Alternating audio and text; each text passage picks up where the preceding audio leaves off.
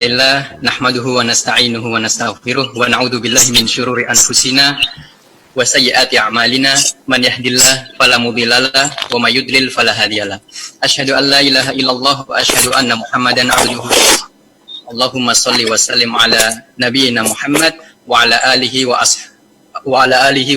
azwajihi wa ashabihi wa man tabi'ahum bi ihsan ila yaumiddin, amma ba'd. Baik, para pemirsa yang dirahmati oleh Allah Subhanahu wa taala. Alhamdulillah pada pagi hari ini kita dapat bersua bersama di kajian via Zoom ini bersama kedua pemateri kita, Ustadz Syafiq Riza Basalama dan Ustadz Reza Abdul Jabbar Hafizahumallahu ta'ala. Baik, para pemirsa yang dirahmati oleh Allah Subhanahu wa taala, siapa sih yang tidak mengenal Utsman bin Affan yang dulu pernah membeli sumur dari seorang Yahudi untuk keperluan umat muslim? Atau Umar bin Khattab yang mendermakan separuh hartanya untuk keperluan perang Tabuk, dan bahkan Abu Bakar yang mendermakan seluruh hartanya, dan juga ada Abdurrahman ibnu Auf yang membawa masuk 700 ekor unta lengkap dengan barang dagangannya masuk ke Madinah dan mengizinkan seluruh penduduk untuk mengambilnya secara gratis. Masya Allah, aksi-aksi heroik yang selalu membuat kita takjub mendengarnya. Mereka berusaha mengagungkan Islam dengan segala apa yang mereka miliki, termasuk waktu, harta, dan nyawa. Dan Allah mengangkat izah mereka dengan Islam. Lalu, para pemirsa yang dirahmati oleh Allah Subhanahu wa taala, bagaimana dengan kita? Apa yang sudah kita lakukan untuk dakwah Islam? Dengan hartakah kita membela Islam? Atau dengan kita menjadi penuntut ilmu dan mendakwahkannya? Atau keduanya kita raup? Nah, kita tahu nih, para pemirsa yang dirahmati oleh Allah Subhanahu wa taala, kebanyakan ulama besar yang menorehkan sejarah dengan karya-karyanya adalah orang-orang yang setiap harinya fokus dengan kitab, belajar dan mengajar. Namun, salahkah jika seorang dai memiliki bisnisnya sendiri sehingga tidak bergantung dengan orang lain, sehingga kehidupannya itu makmur dan dapat lebih mandiri? Nah, lalu bagaimana sih seharusnya konsep hidup seorang muslim agar bisa menjadi mukmin yang kuat di segala aspek, baik keilmuan dan harta? Karena kita tahu sendiri Allah mencintai mukmin yang kuat. Dan juga ada hadis yang disebutkan bahwa orang yang memiliki harta memiliki fadilahnya tersendiri. Baik, semoga waktu yang terbatas ini dapat kita manfaatkan untuk memetik faedah, menimba ilmu dan pengalaman dari kedua narasumber kita. Semoga Allah menjaga mereka berdua. Mari kita sapa mereka berdua terlebih dahulu. Assalamualaikum Ustaz Syafiq. Assalamualaikum Ustaz Reza. Waalaikumsalam warahmatullahi wabarakatuh. Masya Allah. Alhamdulillah. Bekhair Ustaz. Alhamdulillah. Naam. Insya Allah sudah siap ya Ustaz? Nggak ada kendala lagi ya untuk prepare? Siap apanya ini? Ustaz Syafiq, dengar-dengar lagi kurang enak badan Ustaz. Sahih. Syafakumullah Ustazuna. Syafakullah. Jika kalau memang nanti perlu memang mau izin, mungkin kita bisa sesuaikan nanti Ustaz. Siap. Kayaknya memang nggak bisa sampai akhir nih. Biar Bang Reza nanti yang lanjutin. Soalnya kalau urusan usaha bisnis kayaknya ada banyak ilmu yang perlu digali dari beliau ini. Masya Allah. Wah, ana yang belajar dari antum ya Syekh. Ya Syekh. Ana ngajar di sini. Urusan fulus kayaknya susah ana Bang. Wallah kita nggak gitu ya Syekh. Insyaallah Bang. Barakallahu fikum. Baiklah para pemirsa yang dirahmati oleh Allah Subhanahu wa taala, dimanapun Anda berada, insyaallah antum semua sudah siap ya menimba ilmu hari ini, karena ada perubahan qadarullah untuk dimaklumi bagi para pemirsa yang ada di rumah ataupun dimanapun Anda berada, karena Ustadz Syafiq sedang tidak enak badan. Mari kita doakan agar beliau segera sembuh. Jadi nanti sesinya adalah 1 jam ke depan, dan mungkin pertanyaan-pertanyaan akan kita terlebih dahulukan kepada Ustadz Syafiq Riza Basalama taksionya. Tayyib, perlu diketahui acara ini diselenggarakan oleh Fakih, Forum Kajian Ilmu Fikih, STDI Imam Syafi'i Jember, dan juga jazakumullah khairan yang sudah mensupport acara ini, yakni di sana ada pemimpin.id, Murihiku Islamic Trust, dan Lorong Faradisa. Terima kasih juga kepada para media selain Lorong Faradisa yang sudah membantu menyebarluaskan jangkauan acara ini, baik dari Artvisi maupun media sunnah yang lain. Baik, para pemirsa yang dirahmati oleh Allah Subhanahu wa taala, sesuai dengan aturan yang ada, mohon dipastikan agar semua peserta untuk tidak menyalakan mic-nya, dan juga para wanita tentunya agar tidak menyalakan videonya. Baik, sebelum kita mulai, mungkin ada dari para pemirsa yang belum mengenal kedua narasumber kita. Kita memiliki dua narasumber pada pagi hari ini. Yang pertama, beliau adalah Ustadz Dr. Syafiq Riza Basalamah MA. Beliau asli Jember, beliau putra daerah, kelahiran 15 Desember tahun 1977. Beliau menyelesaikan pendidikannya hingga doktoral di Universitas Islam Madinah dan lulus dengan predikat Kamlut Summa Kamlut. Saat ini beliau merupakan salah satu dosen di STDI Imam Syafi'i Jember dan menjabat sebagai Ketua Pusat Penelitian dan Pengabdian Masyarakat Kampus STDI Imam Syafi'i, dan beliau aktif berdakwah di dalam negeri ataupun di luar negeri. Dan selain menjadi dai, beliau juga memiliki beberapa usaha di Jember ya mungkin tidak banyak yang mengetahui, dan mendirikan juga serta membina Yayasan Lorong Faradisa untuk menjadi media dakwah dan pembelajaran Islam online di Indonesia. Adapun narasumber kita yang kedua, beliau adalah Dr. Reza Abdul Jabar. Beliau dilahirkan dalam keluarga muslim dan dibesarkan di Pulau Borneo, Kalimantan Barat. Ayah beliau adalah seorang pengusaha di bidang farmasi, tekstil, dan konstruksi infrastruktur. Sejak beliau kecil, beliau tinggal di wilayah perkotaan Kalimantan Barat dan memiliki perkebunan buah-buahan seperti mangga. Bahkan dapat ditemui beberapa satwa di perkebunannya.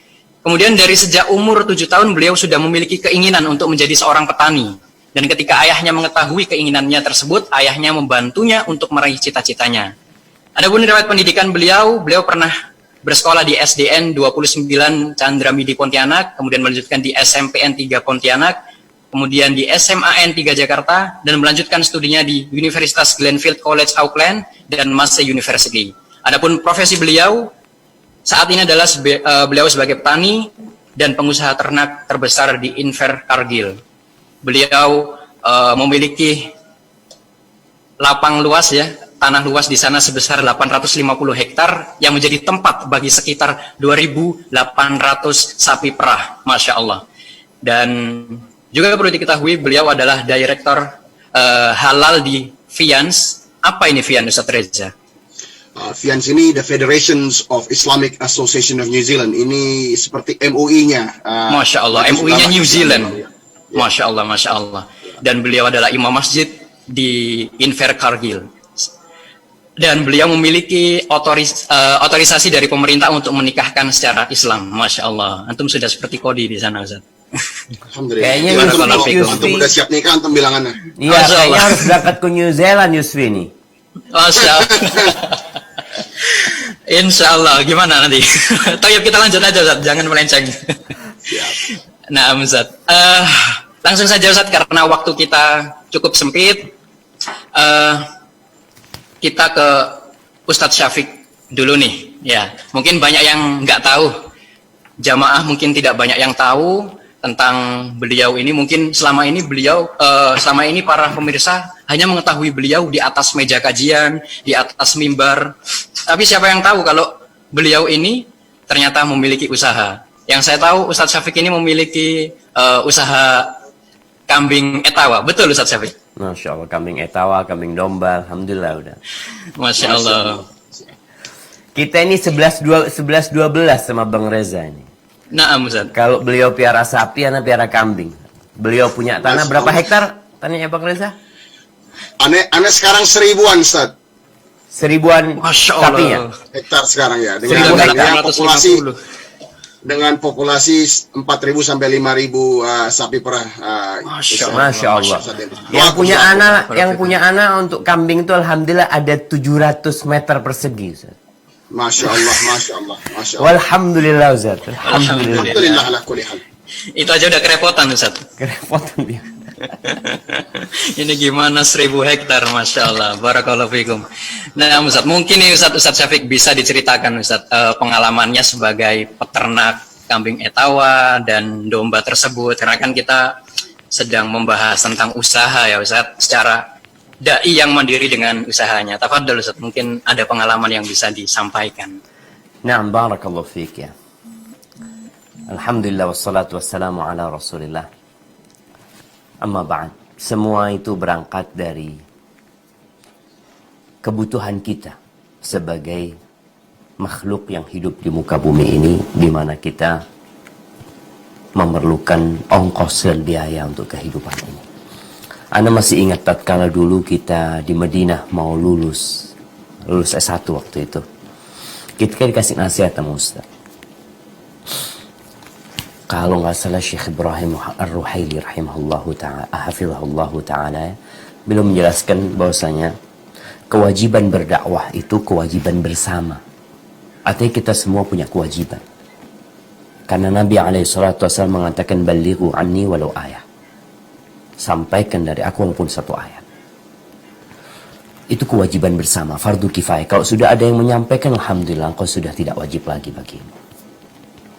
Tapi kewajiban memberikan nafkah kepada istrimu dan anak-anakmu itu kewajibanmu, bukan kewajiban orang lain.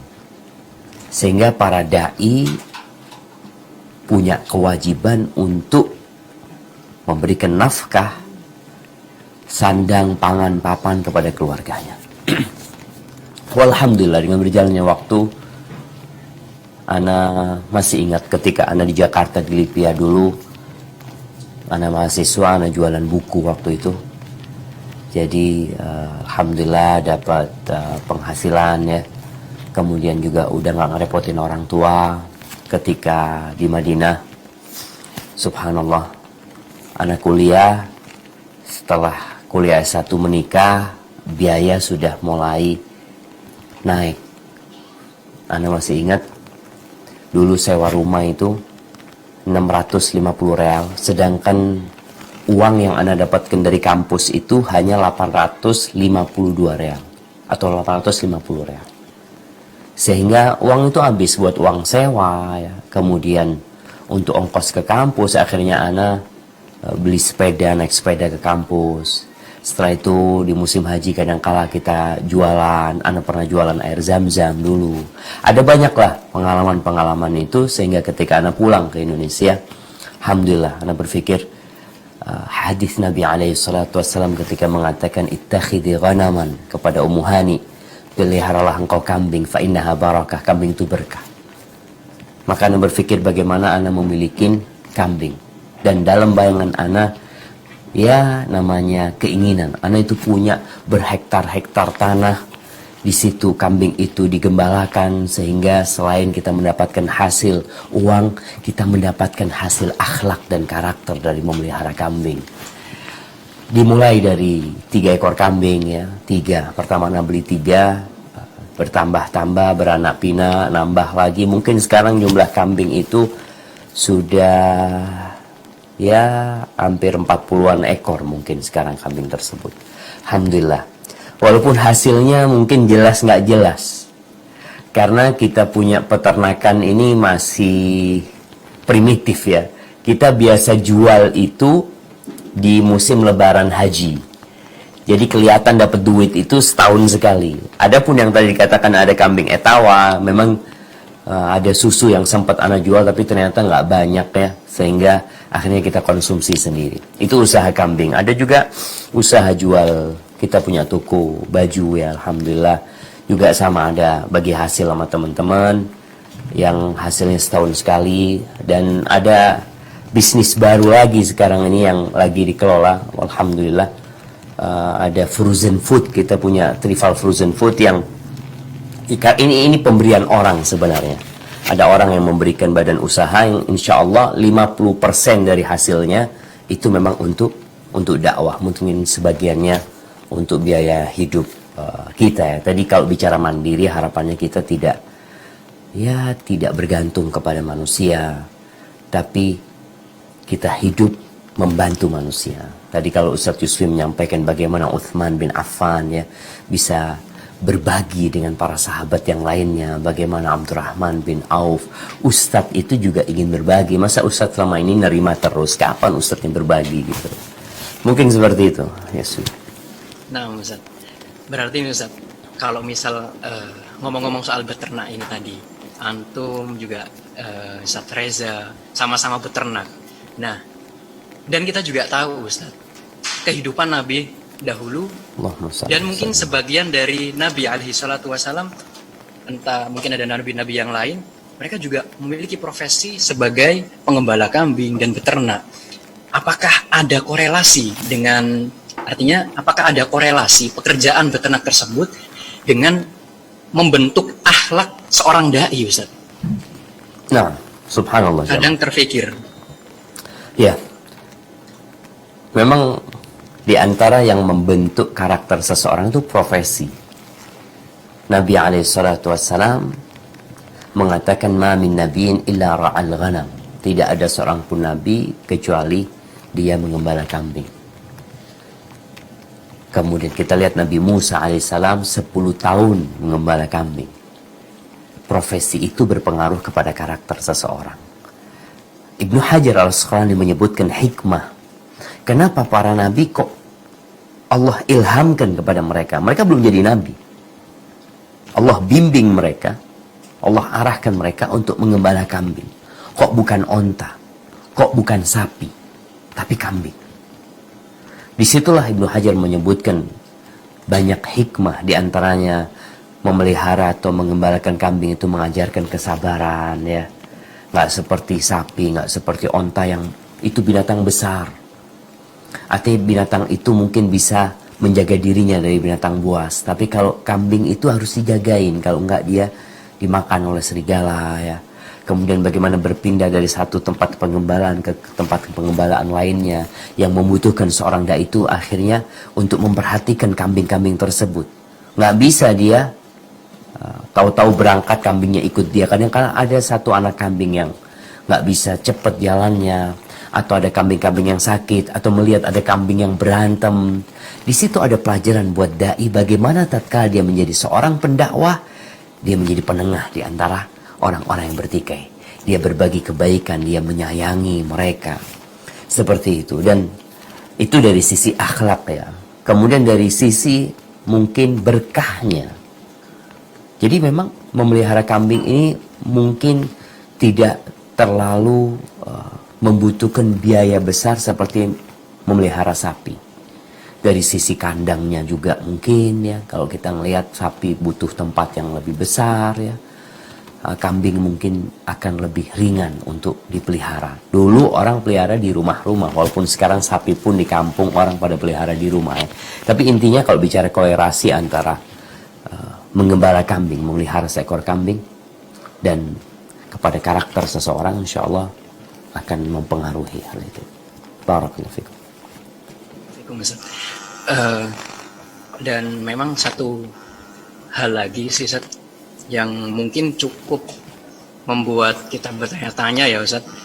Artinya kan Ustadz ini dai yang jadwalnya Masya Allah cukup padat, anak tahu sendiri itu, dan juga pengajar di SDDI Imam Syafi'i sebagai dosen di sana. Gimana sih Ustadz? Dalam arti kenapa kok Ustadz itu harus berwirausaha? Mungkin dan juga misal ini tips untuk dai-dai yang lain, Ustadz. Misal kita harus berwirausaha, maka bisnis apa, bidang apa yang cocok bagi para dai tersebut, Ustadz? Nah, subhanallah. Iya. Jadi kita itu sempat berpikir ketika kita sama-sama lulusan Madinah pulang. Usaha yang bisa dilakukan oleh ustadz itu memang mungkin kalau dia sibuk mengelola sendiri, di samping kewajiban dia yang banyak, kadangkala akan terbengkalai salah satunya. Maka kita berpikir adalah bagaimana syirkah, kita bekerja sama dengan perorangan atau dengan lembaga, dengan badan usaha yang udah jalan. Dan harapan kita para ustadz ini, mereka yang sudah punya usaha jalan, yang udah sukses, paling enggak ini harapan. Mereka itu membuka peluang bagi para ustadz yang ada di kampung sana. Mamanya di Jember nih, ada satu orang sukses usahanya. Dia lihat nih, ustadz-ustadz yang sibuk mengajar, bagaimana dia tidak hanya dikasih, tapi dia itu memiliki. Sehingga di badan usaha itu, mamanya bagi hasil ya, tafadhalah sini Ustadz mau masuk sahamnya 5%, 2%, 10%. Itu yang kita harapkan, karena banyak ustadz waktu itu dan sampai hari ini pun ustadz itu dijadikan bahan atau kelinci percobaan. Jadi mereka, kita lagi mau bikin usaha nih, ustadz mau ikut nggak? Baru mau bikin usaha yang untung ruginya belum tentu, yang untungnya belum tentu, ruginya jelas sudah. Artinya mereka itu akhirnya nih ustadz dikumpulin dulu, kita di Medina ngumpulin 10 jutaan ya. Ada orang yang baru mulai bisnis sesuatu, perlu modal, hanya kita yang dimintain. Ya kita berpikir insya Allah dapat hasil, ternyata lah untung wala modal, habis semuanya. Maka harapannya memang teman-teman yang punya kelebihan harta, yang punya usaha, dan dia bisa buka usaha lain, mungkin dia buka cabang usaha, disinilah dia buka peluang untuk para ustadz, untuk syirka, untuk masuk ke sana. Memang yang Ana lakukan selama ini, Ana nggak ada buka usaha sendiri. Semua yang dilakukan itu memang orang lain yang menjalankan usaha tersebut. Ana punya sedikit uang ya, Ana beli seperti tadi, Ana mampu beli 3 ekor kambing. Ana beli 3 ekor kambing. Ada yang memeliharanya. Seperti itu. Kemudian waktu itu juga ayam, ya udahlah beli ayam lagi. Sedikit-sedikit. Nggak harus kita jadi besar langsung. Kemudian umpamanya dijual beli, ada toko baju. Seperti itu pula. Jadi kalau ustadz yang fokus di sana, memang berat dengan kewajiban dia menyampaikan kepada umat ini. Tapi kalau ada orang yang amanah, ini amanah juga. Penting. Alhamdulillah Anda berjumpa dengan orang-orang yang amanah.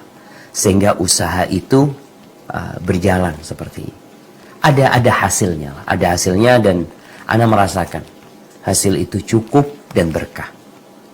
Kalau kita mengandalkan gaji dari kampus mungkin ya kurang lebih ada banyak tanggungan yang nggak bisa kita selesaikan. Maka nasihatannya kepada para ustadz tadi, kalau bisa menemukan orang-orang yang amanah untuk menjalankan usaha, atau tadi ada orang-orang kaya yang sudah punya usaha, yang dia bisa membuka badan usaha, yang dia masukkan ustadz di sana, sehingga ustadz ini merasa memiliki. Mungkin ini bisa dilakukan oleh teman-teman ya, yang pulang kampung, kemudian dia lihat ada satu orang kaya yang bersukses berbisnis, sampaikan kepada dia umpamanya, Bang, kalau abang bisa buka bisnis lainnya, cabang di mana gitu, kita ini dimasukkan ke sana. Atau ini modal kita mungkin sedikit-sedikit bisa tuh punya modal itu. Tapi kalau kita suruh jalanin nggak bisa. Abang kan udah punya pengalaman ya. Seperti jadi dia tidak hanya berbagi kepada ustadz, kasih hadiah sama ustadz, kasih sodako. Enggak. Memang dia memberikan peluang kepada ustadz itu untuk memiliki pekerjaan ya, memiliki satu hal yang dapat menghasilkan. Mungkin seperti itu, Hafiz. Barakallahu fikum Ustaz. Dan menyambung sih Ustaz, pertanyaan ini menyambung dengan pertanyaan yang sebelumnya.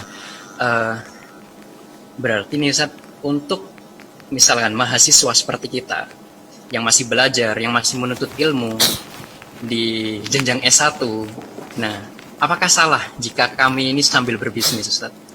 Ataukah kami cukup menabung saja, nanti ketika kita sudah lulus ya, baru kita berinvestasi ke orang-orang yang sudah memiliki usaha seperti yang antum sampaikan tadi Ustaz.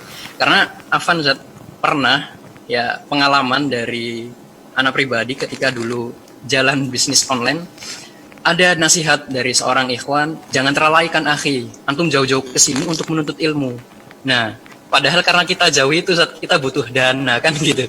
Nah, gimana Ustaz mindset yang seharusnya itu seorang penuntut ilmu di jenjang S1 nih, apakah layak jika kita berbisnis, ataukah kita cukup menabung saja dari penghasilan kita atau uang saku atau beasiswa kita tersebut Ustaz?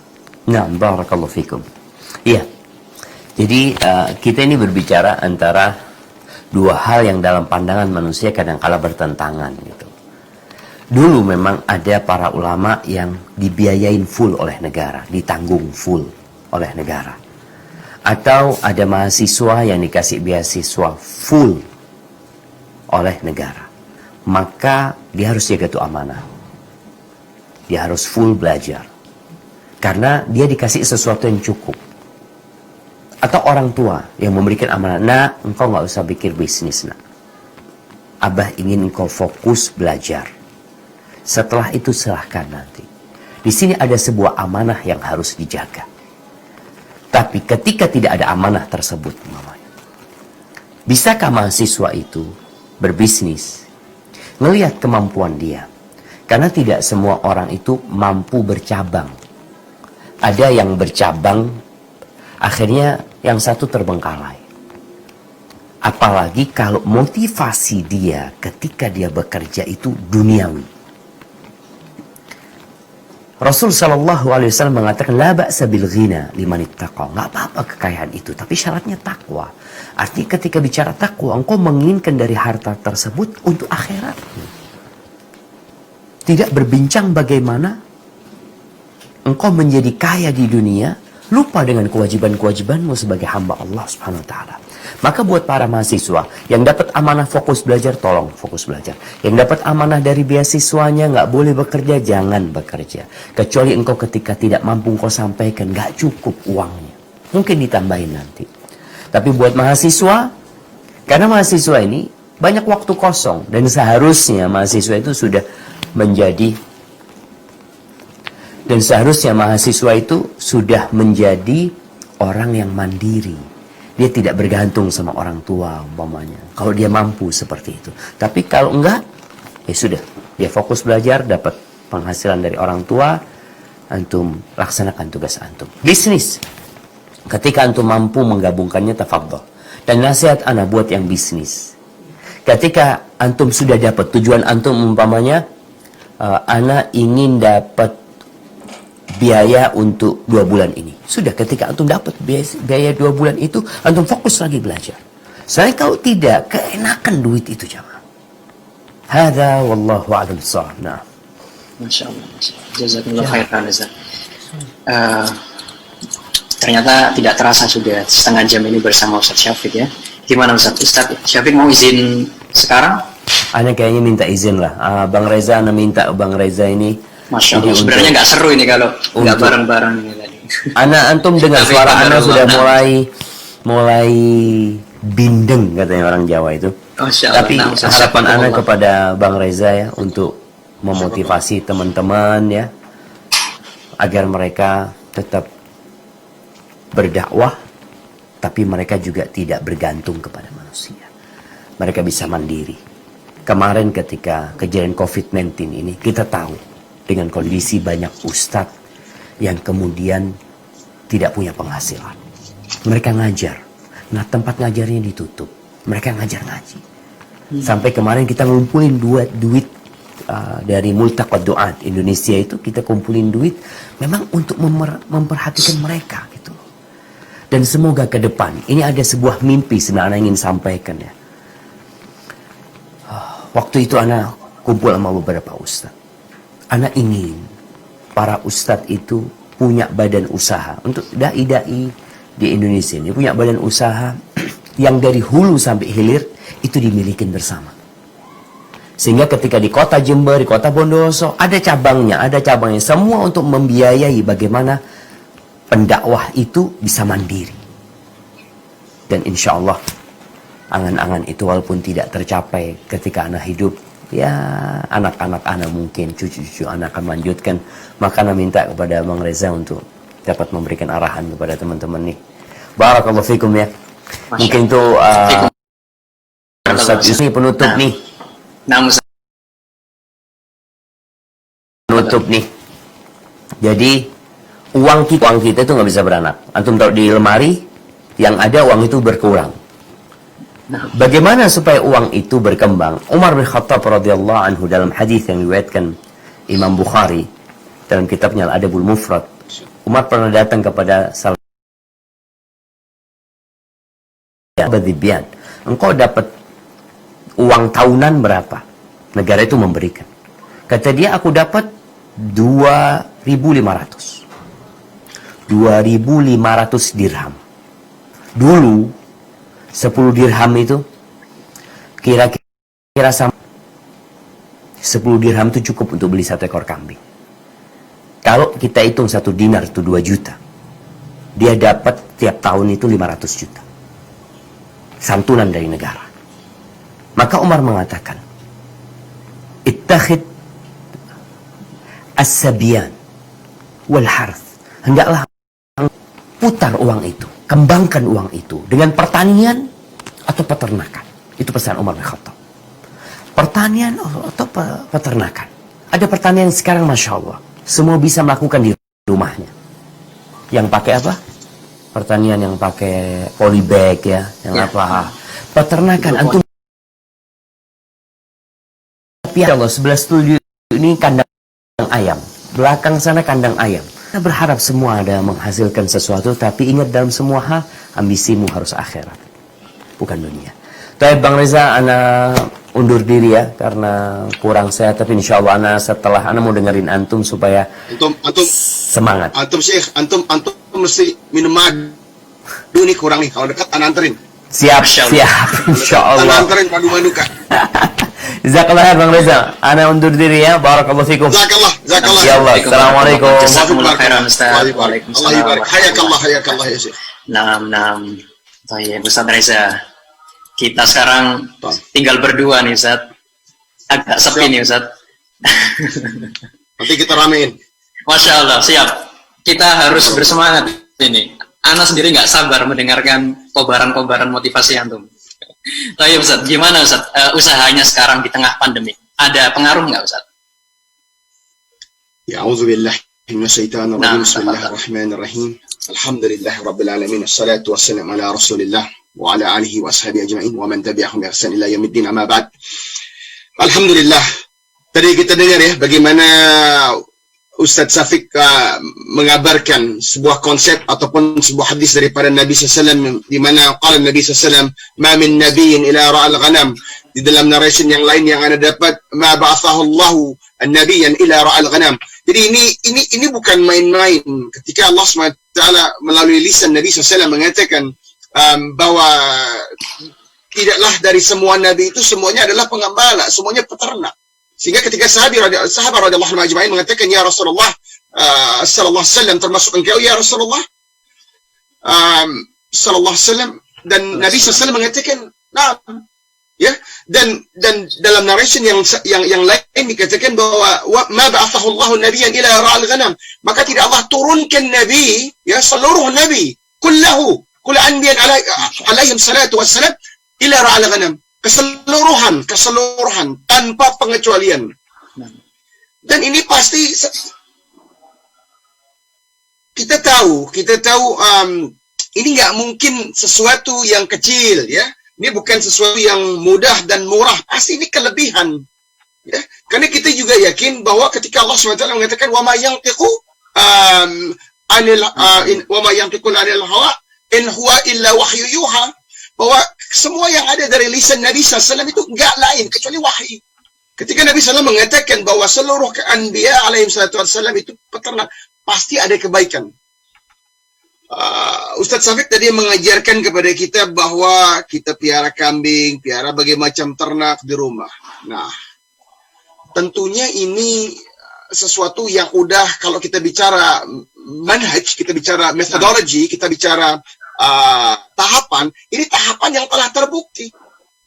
Apa kita lupa bagaimana Musa alaihissalam, ya, 10 tahun menjadi pengembala, bagaimana Syuaib alaihissalam, ya, bagaimana Sulaiman alaihissalam dengan ternak-ternaknya, dengan kuda-kuda terbaiknya, ya, bagaimana dengan kita lihat bagaimana dalam kehidupan para anbiya alaihi salatu wassalam dalam setiap langkah, bagaimana Yusuf alaihissalam, bagaimana Yakub alaihissalam.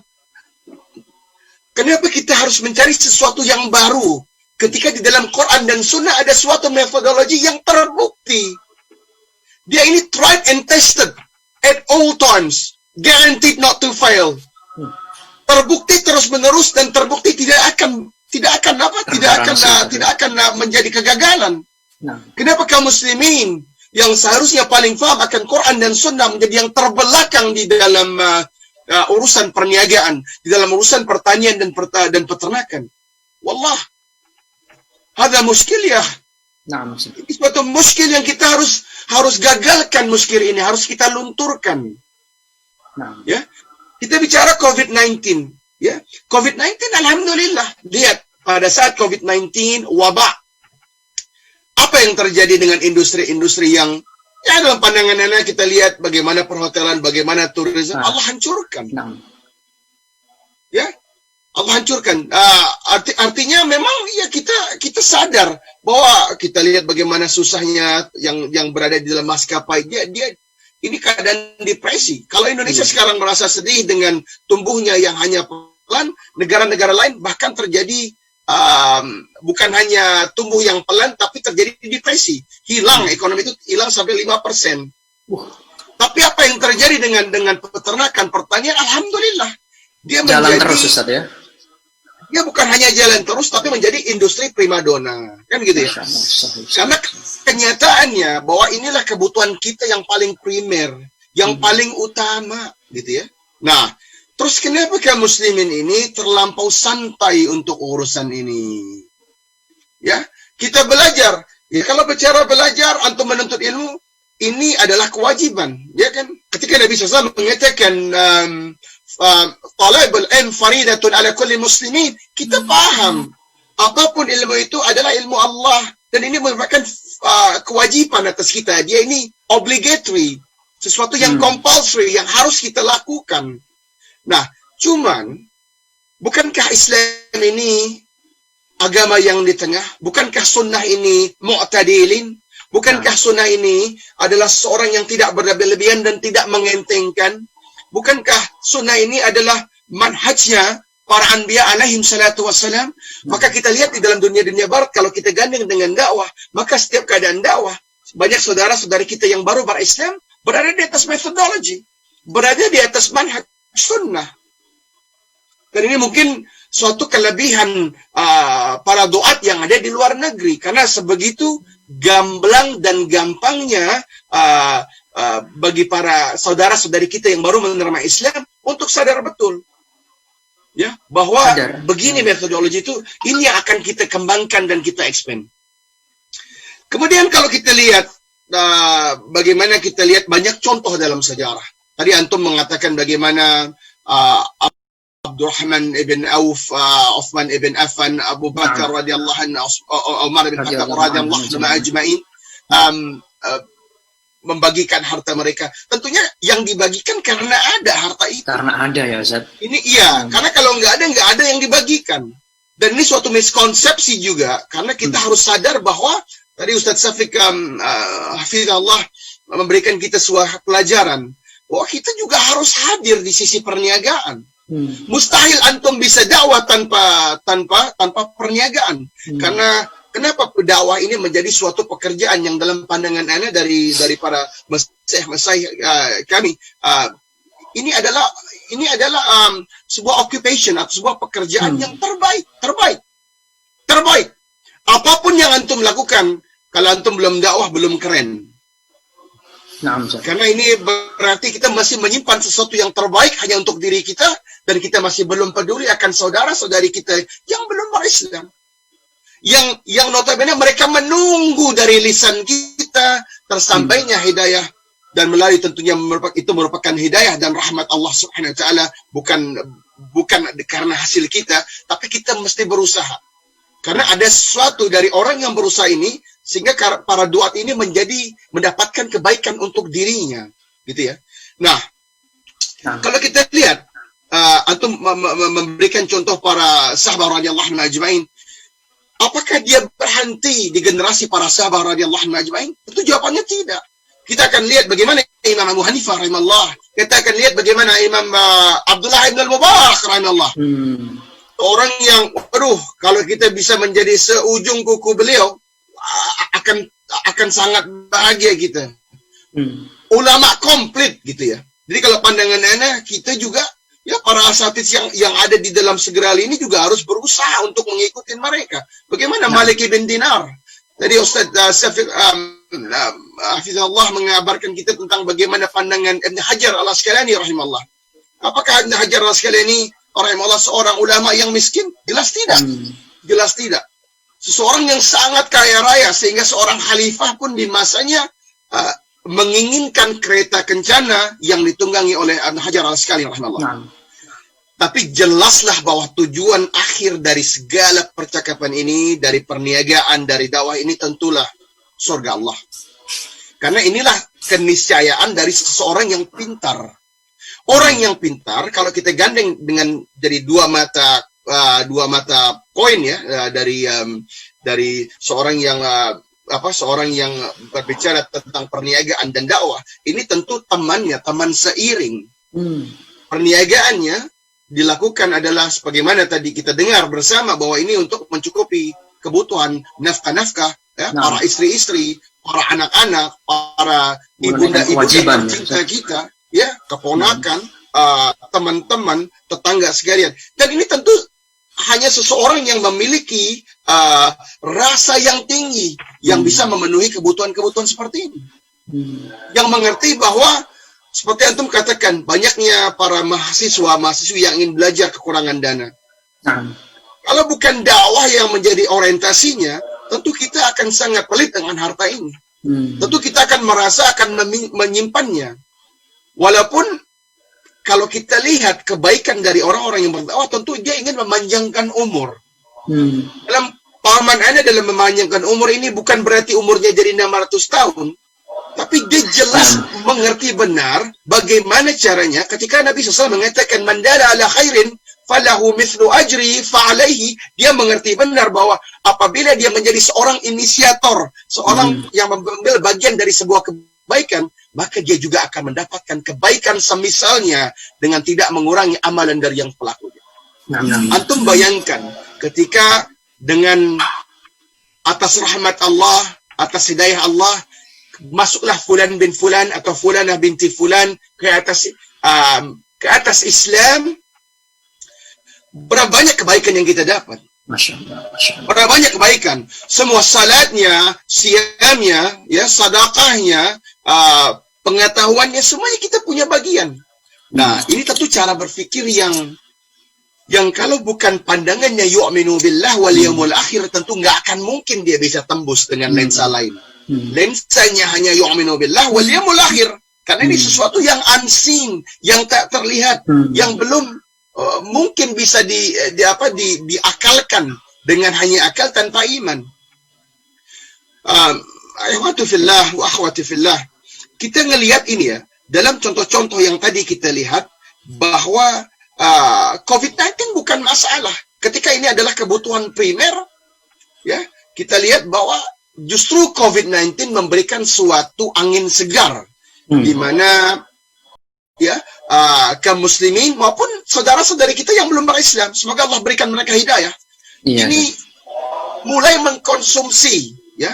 Kebetulan anak kalau di fiancé, anak di urusan halal bisnis dan dakwah yang anak urus gitu ya. Jadi kita lihat dua sisi ini. Ternyata ini anak pengen kasih antum sebuah data ya.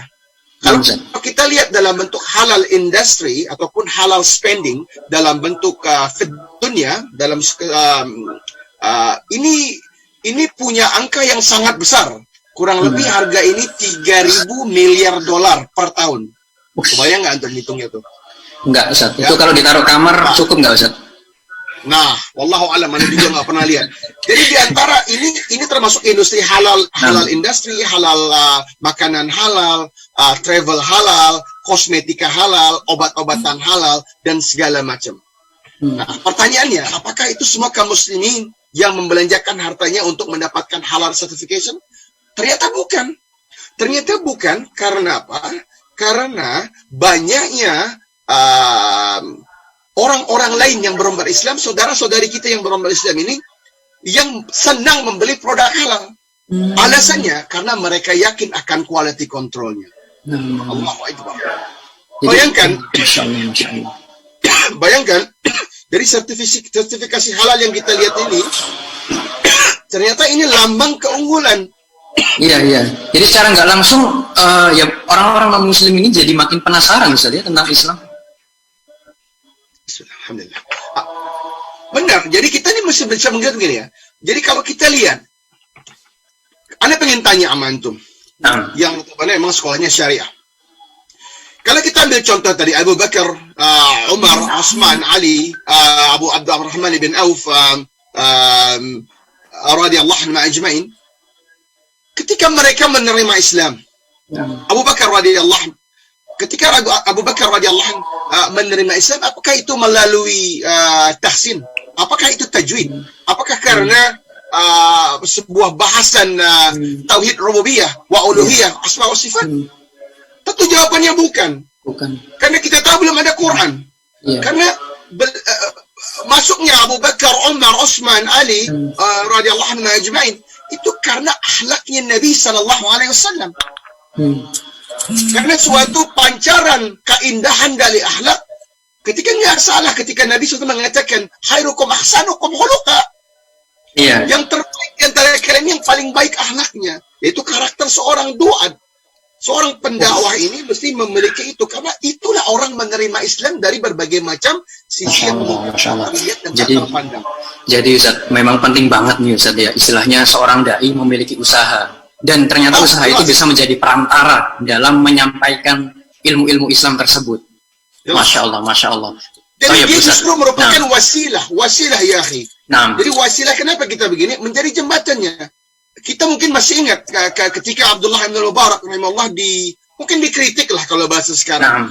Para ulama-ulama yang lain yang mengatakan, ya Abdullah, kenapa engkau begitu, bahasa sekarang mungkin kalau istilah bahasa kita, segitu ngoyoknya berniaga gitu ya, mengumpulkan harta ini, apa yang engkau kejar wahai Abdullah bin Mubarak? Dan jawaban beliau rahimahullah ini jawaban yang keren gitu ya. Ketika Abdullah bin Mubarak mengatakan, sekarang Anda begini supaya antum semua ini nggak perlu hidup terhina. Maksudnya para ulama. Sehingga para ulama ini bisa menjadi sejahtera karena Anda yang jaga. Iya Ustaz. Masya Allah. Nah, ini kan sesuatu yang sering kita dengar, tapi bukankah seorang mukmin itu bukan hanya mendengar, tapi berusaha untuk mengamalkannya, berusaha untuk menghidupkan sunnah-sunnah tersebut, dan di dalam sejarah ada sunnah Nabi Sallallahu Alaihi Wasallam. Nah, it's difficult thing, Ustaz. Ketika antum mengatakan tadi yang di awal Ustaz, sedikit flashback, bahwa sunnah ketika kita beternak ya kambing atau sapi, ya kadang mungkin nggak semua bisa melakukan itu mungkin ada orang yang mengatakan itu kan butuh tanah, terus harga sapi sekian, seperti itu Ustaz. Nah, apalagi ini untuk para dai mungkin yang itu tadi yang tidak mempunyai dana besar, tidak punya tanah. Apa sih Ustaz tipsnya agar dai ini tetap bisa melaksanakan sunnah, tetap bisa berdakwah itu tadi? Pandangan anak ini semua bermula dari, ya kalau kita lihat ya, kalau antum lihat bagaimana Imam Al-Bukhari rahimahullah, apakah Imam Al-Bukhari rahimahullah menjadi seorang hadis yang terkenal yang saat ini kita selalu baca karya-karya beliau rahimahullah.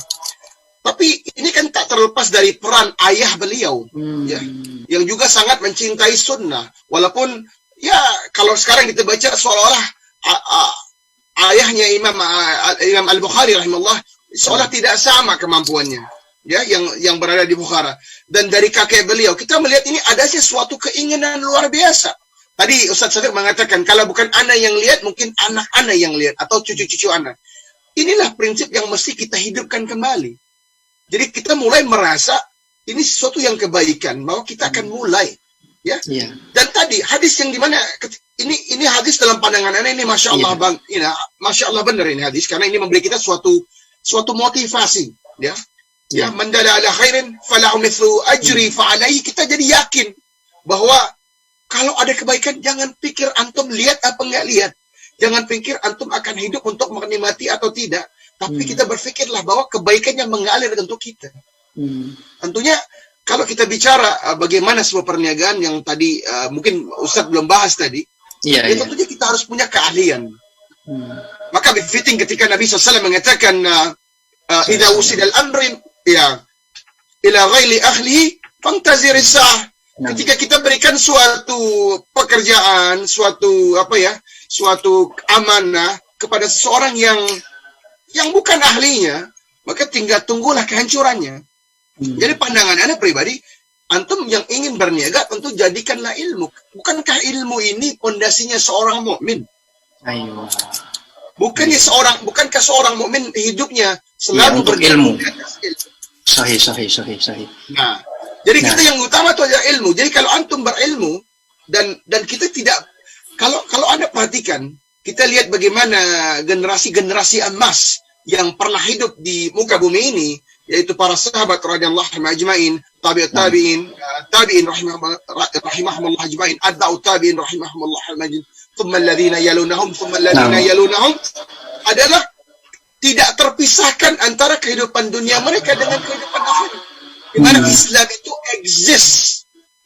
Ini menarik nih, Ustaz. Terasa dalam setiap amalan dan setiap langkah kehidupan mereka. Nah, mungkin ini yang saat ini kita, ya bisa jadi ketika kita di dalam masjid, kita berbicara Quran dan Sunnah, tapi mohon maaf, kita juga harap yang sama ketika mereka keluar dari majlis, ketika mereka keluar dari masjid, ketika ketika mereka ini berinteraksi dengan ahlu keluarga mereka, dengan teman-teman kita, maka pancarkanlah akhlak sunnah itu. Nah, oke, menarik ini Ustaz Reza, mohon maaf. Antum ini masih berhubungan. Antum kan sudah lama di New Zealand, Ustaz ya. Dan antum di sana itu minoritas gitu, Ustaz, ya kan? Ya. Muslim di sana seperti yang kita tahu minoritas di sana. Dan kalau boleh cerita, Ustaz, gimana pengalaman antum sejak dulu di New Zealand ketika awal memulai bisnis ternak tersebut? Apakah ada tantangan dalam berdakwah? Gimana cara antum tuh menyesuaikan diri dengan masyarakat sana yang mungkin kadang ada yang tidak terbiasa dengan orang yang berjenggot. Itu yang coba Ustaz, bagaimana Ustaz pengalaman tersebut sampai sekarang antum bisa memiliki berapa tadi Ustaz? Sudah Alhamdulillah 8.500 sapi dan 1.000 hektar tanah. Ini menarik Ustaz. Di rumah. Alhamdulillah ala kulli hal.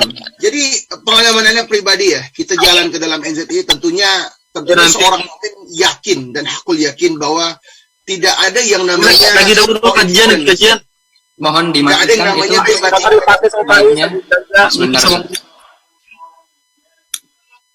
Mohon di-mute. Ya. Jadi tentunya tidak ada sesuatu yang namanya sesuatu yang terjadi karena tiba-tiba, karena koinsiden, kecuali melainkan dia telah merupakan qadar Allah.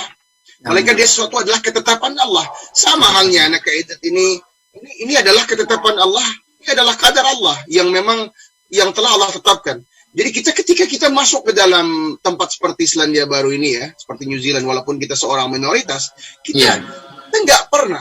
Bukankah seorang mukmin itu seseorang yang memiliki harga diri yang tinggi? Bukankah seorang mukmin itu yang memiliki rasa percaya diri karena paham betul kita berada di atas sunnahnya Nabi SAW? Jadi rasa rendah diri ataupun berbagai macam perasaan yang mungkin sebagian orang mengatakan kaif al-lahya ya sih. Ya, maafi. Ya. Iya. Jadi pede aja ya Ustaz, pede dulu nih Ustaz ya. Ini adalah kalau wallah ini pandangan ana pribadi. Ketika Allah Subhanahu wa taala mengatakan ya ayyuhalladzina amanu in tansurullah yansurkum wa yuthabbit aqdamakum. Jadi ini bukan main-main. Maka ketika Allah mengatakan wahai orang-orang yang telah beriman, dan kadang kita mengatakan wahai orang-orang yang telah beriman ini dengan nada yang cepat ya. Tapi kalau pandangan ada dari para masyayikh yang Anda belajar bahwa bukan begitu. Bahwa kita mengatakan wahai orang-orang yang telah menerima Allah, wahai orang-orang yang telah mentauhidkan Allah, ya. Jadi kita mau kita bahas sedikit ya ayyuhalladzina amanu ini adalah perkataan hebat dan dahsyat. Ya dahsyat. Maka ketika Allah memanggil orang mukmin, orang yang telah beriman ini, maka konsekuensinya kita harus mendapatkan kebanggaan, kecintaan akan panggilan itu. Dan Allah mengatakan intan surullah, maka bantulah agama Allah. Ya, yang surkum, dan Allah yang bantu kalian, Allah yang menangkan kalian. Dan ini kan suatu konsep di mana kalau orang memang hidupnya, tadi Ustaz Syafiq mengajarkan kita semua bahwa yuk kita kalau maju nih, apapun yang kita lakukan tujuan kita yaumul akhir. Iya. Benar. Karena kalau tujuannya bukan yaumul akhir, kita rugi. Terlampau singkat kehidupan dunia.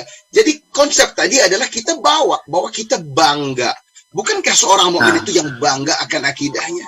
Ketika Allah Subhanahu wa taala telah menjanjikan kita kemenangan, bahkan dengan jelas Allah Subhanahu wa taala mengatakan huwallazi arsala rasulahu bil huda wa dinil haqq liyuzhirahu 'ala ad-din kullih. Dan ini perkataan hebat ini.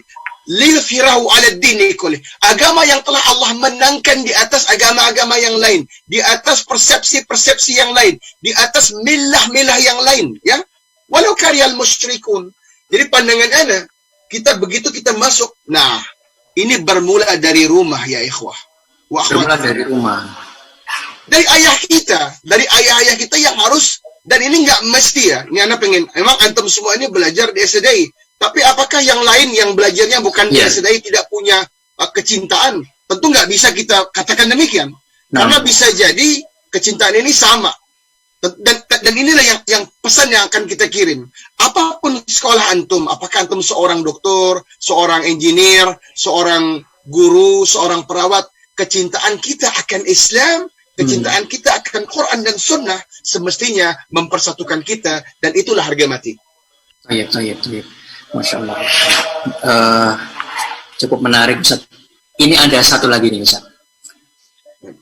Waktu dulu beberapa hari yang lalu, Ana sempat mencari info tentang antum nih, Ustaz. Ada salah satu video ketika antum bersama Mbak Shirley ya waktu itu. Nah, antum menekankan tentang kerja keras tuh, Ustaz. Nah, gimana sih kita memaknai tentang kerja keras tersebut? Karena mungkin jika orang yang tidak paham, ketika dia memaknai kerja keras ini, dia bisa sampai mengejar dunia nih, Ustaz.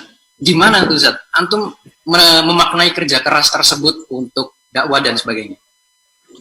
Tentunya, ya, kita lihat bagaimana hadis yang diriwayatkan oleh Umar bin Khattab radhiyallahu anhu, qala Nabi sallallahu alaihi wasallam, innamal a'malu binniyah. Ini kan bahwa sesuatu itu tergantung, ya. Setiap amal itu tergantung dari niatnya. Dalam kaidah sunnah yang lainnya kita juga kenal kaidah lain yang mengatakan al-jaza min jinsil amal, ya. Hasil itu tergantung dari amalnya.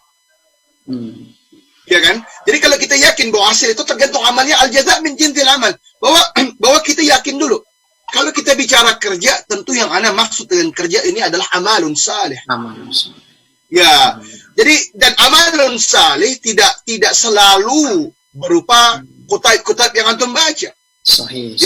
Nah, kita coba dengar bagaimana Imam Ahmad bin Hanbal rahimahullah dalam merumuskan 1 juta hadis di Musnad Imam Ahmad. Ketika beliau mengatakan tidak satu pun di antara hadis-hadis ini yang anda tulis kecuali anda amalkan keseluruhannya. Kecuali beliau amalkan keseluruhannya. Yang menjadi masalah kita hari ini adalah kita belajar masalah-masalah ini, alhamdulillah, tapi dalam saat pengamalan kita terbelakang. Jadi pandangan anda kalau kita bicara kerja, ini nggak bisa dikatakan orientasinya hanya dunia. Inilah kesalahan, inilah kekeliruan.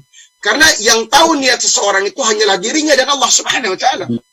Ketika antum memelihara kambing yang banyak dan antum berniat kepada Allah Subhanahu wa Ta'ala dan antum mengatakan bahwa anak akan jadikan ini ladang dakwah, anak akan jadikan mana untuk memberikan anak kemuliaan kehidupan di dunia, untuk mengejar surganya Allah, untuk anak mampu menjadi seorang muzaki yang terbaik, untuk anak terhindar dari seorang mustahik, untuk anak membantu kaum muslimin dalam urusan-urusan pendidikan, tarbiyah, rumah sakit, ya, untuk para berbagai macam hal yang bisa kita lakukan. Tentunya kebaikan-kebaikan seperti ini kita perlu yang namanya harta dunia untuk bisa kita belajar, dan tentunya untuk membawa harta itu kepada kita nanti di yaumul akhir insyaallah. Masya Allah, tayyib Ustaz. Memang ini masih berkaitan dengan dai ya Ustaz, dai dan bisnis. Gimana Ustaz? Kita tahu antum di New Zealand bisa dibilang juga sebagai seorang dai di sana. Antum menyeru baik yang muslim atau yang masih non muslim kepada Islam, dan antum juga berbisnis. Nah, gimana Ustaz agar seorang dai itu dia tetap bisa berdakwah dan dia bisa sukses dalam berbisnis dari antum sendiri? Kalau tadi kan kita dengar dari Ustaz Syafiq, dari antum sendiri. Alhamdulillah ya. Kalau anak pribadi, anak punya inilah ya, kita semua berusaha. Tentunya nggak ada yang baru yang kita lakukan. Bahwa tentunya di dalam Islam ini nggak apa sih yang terlupakan di dalam Quran dan Sunnah. Sungguh semuanya telah terbukti dan tercontohkan. Tinggal siapa yang akan kita ambil. Ketika kita mengatakan kepada diri kita ittiba' ala Nabi, tentu kita harus yakin, ya. Kita lihat bagaimana Nabi SAW bermuamalat dengan Yahud, dengan Nasara, dengan kafir, dengan kufar Quraisy, tentu dengan akhlakul karimah. Iya. Nah, inilah suatu kesalahan yang sekarang sering kita lihat, adanya mulut-mulut yang mohon maaf terlampau kasar yang bukan dari Nabi SAW. Nabi SAW ini memiliki akhlak terbaik, termulia, dan lisan beliau sallallahu alaihi wasallam adalah lisan terbaik. Tidak mungkin kata-kata yang bukan terbaik keluar dari lisan beliau sallallahu alaihi wasallam. Sehingga kita juga yakin ketika Nabi SAW mengatakan salamatan insan fi hifdzil lisan. Selamatnya seorang insan itu, seorang manusia selamat atas lisannya.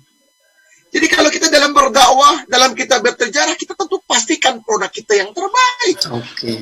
Iya. Bukankah itu kaidah terbaik? Bukankah itu yang diajarkan Nabi SAW sehingga beliau digelar sebagai seorang al-amin? Iya, sahih. Quality control yang utama ya, Ustaz. Pandangan Anda, kalau antum akan menggunakan sebuah tampilan lah ya, kurang lebih kalau kita wah ini pasti dia seorang muslim. Tentu kita akan usahakan yang terbaik bahwa kita akan berikan produk yang lebih baik dari orang biasanya. Masya Allah, Masya Allah. Jangan antum mengaku seorang muslimin, isyhadu bi anna muslimin, tapi produk antum yang jelek ya. Kita dengar siapa ya? Yang membuang satu ini Anda lupa ini seorang ulama salaf yang membeli satu drum kemudian dimasuki oleh ada tikus masuk. Tikus. Kemudian beliau membuangnya. Ketika orang-orang di sekitar beliau, siapa nama beliau ya? Allah. Subhanallah. Anak Ibnu Sirin kalau nggak salah, Ustaz. Anak tiba-tiba menghilang Ibnu Sirin. Ya. Jadi kita bayangkan, ketika orang-orang di sekitar beliau mengatakan, udah angkat aja tikusnya, bersihin kira-kira 1-2 kilo, atau masih baik ini. Nggak takut rugi. Tidak takut rugi, Ustaz ya. Nah, jadi anak cuma pengen bayangkan begitu sedihnya hati kita ketika ada seorang yang notabene menggunakan atribut Quran dan Sunnah, ya, ataupun seolah kelihatan tampil sebagai seorang Sunnah, tapi ketika dia berniaga kita nggak dapatkan rasa itu, gitu ya. Kita tidak dapatkan kesenangan keridaan. Bukankah di antara kebaikan daripada tijarah adalah keridaan yang luar biasa di antara pembeli dan penjual, sehingga kita akan mendapatkan keberkahan. Nah, jadi pandangan ini buat antum-antum yang masih muda, teman-teman nih, kita jangan hanya bisa berteori, jangan antum baca aja tuh hadis, kemudian nggak jadi amal. Yuk kita baca semua hadis itu untuk menjadi amal. Bahkan jangan, kalau kita lihat bagaimana Imam Ahmad ibn Hanbal rahimahullah, gila mengatakan 1 juta hadis di dalam Musnad Ahmad, keseluruhannya beliau amalkan sebelum beliau tulis. Dan anda mau contohkan, ketika Imam Malik rahimahullah sempat menghilang beberapa minggu dari kajiannya, sehingga murid-murid beliau mengatakan, ya Imam, aina anta ya Imam? Imam Malik rahimahullah mengatakan, ana lagi berniaga, tijarah. Karena apa? Karena bab yang akan kita bahas nih, ya, yang selanjutnya adalah bab zakat. Bahwa ana demi Allah nggak akan membahas tentang kitabul zakah kecuali anda seorang muzaki. Masya Allah, Masya Allah. Ini wallahal azim, menurut anda, inilah yang kita telah hilang hari ini. Iya Ustaz, memang benar sekali Ustaz. Jadi kadang kita ini, Ustaz, anak pribadi merasakan ketika mendengar pelajaran dari seorang teoritis dengan praktisi itu sangat berbeda sekali. Jelas. Jadi makanya kalau kita lihat bagaimana kita bukankah Nabi SAW menjanjikan surga yang paling tinggi buat seseorang yang menginfakkan hartanya, bahkan lebih tinggi daripada seseorang yang tidak memilikinya. Jadi ini adalah sudut pandang. Terkadang kita menggunakan satu hadis untuk mengambil sebuah kesimpulan, dan terkadang ini keliru. Ya. Misal kita sering dengar bahwa antum nggak usah banyak harta, mendingan antum miskin aja karena lebih ringan hisabnya. Ini mungkin yang sering terucap. Kalau begitu keadaannya, bagaimana dengan Utsman bin Affan radhiyallahu anhu? Bagaimana dengan Abdurrahman ibn Auf radhiyallahu anhu? Bagaimana dengan Talha bin Ubaidillah radhiyallahu anhu? Bahkan Anda bisa katakan di antara asyara mubasyirin, asyara mubasyarah radhiyallahu anhu ajma'in, berapa orang yang miskin? Kam miskin ya Cuman Ali bin Abi Thalib radhiyallahu anhu. Kita tahu kesembilannya bukan. Nah, adakah Allah dan Nabi SAW sedang keliru dalam keadaan ini? Tentu tidak. Tentu yang terjadi adalah seseorang yang demikian menjadi pelajaran bagi kita. Bahkan kita tahu di antara asyara mubasyarah keseluruhannya, ya, itu mempunyai andil besar dalam ekspedisi dan ekspansi Islam. Masya Allah. Kita paham bahwa Abu Bakar radhiyallahu anhu dan Umar bin Khattab radhiyallahu atas Badarnya. Ya, kita paham bahwa Utsman bin Affan radhiyallahu atas Ghazwatul Usra. Masya Allah. Kita paham bahwa Talha bin Ubaidillah atas Ghazwatul Uhud. Dan itu semua Uhud itu milik Talha. Jadi semua ini mesti menggunakan suatu ini pola pikir yang jangan harap Iya, semua ekspedisi itu membutuhkan dana, dan para sahabat yang ke-10 ini 9-9-nya mereka penyumbang besar ekspedisi tersebut. Benar. Luar biasa, Masya Allah. Dan ini yang harus kita hidupkan. Kita harus munculkan kembali pemahaman ini, dan ini adalah sunnah. Jadi kita mesti bisa. Jadi bahwa seorang menjadi ahlul ilmu, tentu ini cita-cita kita semua. Kita ingin menjadi talibul ilm. Ya, insyaallah kita semua di antara nahnu talibul ilm, insyaallah. Tapi talibul ilm ini juga merupakan kewajiban. Jadi atas sesuatu yang merupakan kewajiban, dia nggak ada yang spesial. Kita nggak perlu mempunyai standar yang agak rendah. Karena hari ini kita melihat orang ini terkesima akan barang-barang yang bentuknya minimum. Misalkan seorang mengatakan, Alhamdulillah ya Syekh, ana punya mantu, dia ini sholatnya 5 waktu. Ya, ana bukan mengecilkan, Alhamdulillah. Tapi bukankah 5 waktu itu kewajiban di atas kul muslimin? Bukankah itu sesuatu yang memang kewajiban minimum kita? Tentunya kalau kita melihat nilai yang lebih, kita minta nilai yang di atasnya. Nah, jadi kalau kita lihat seseorang yang menyimpulkan bahwa dengan banyaknya harta dia menjadi mudarat, ini belum tentu benar. Karena tergantung. Kan Nabi SAW mengatakan dalam riwayat hadis Imam Ahmad bin Hanbal rahimahullah, ketika Nabi SAW mengatakan kepada Amr bin Ash radhiyallahu bahwa ni'mal malu salih lil mar'ati salih. Sebaik-baik harta ada di tangan orang saleh.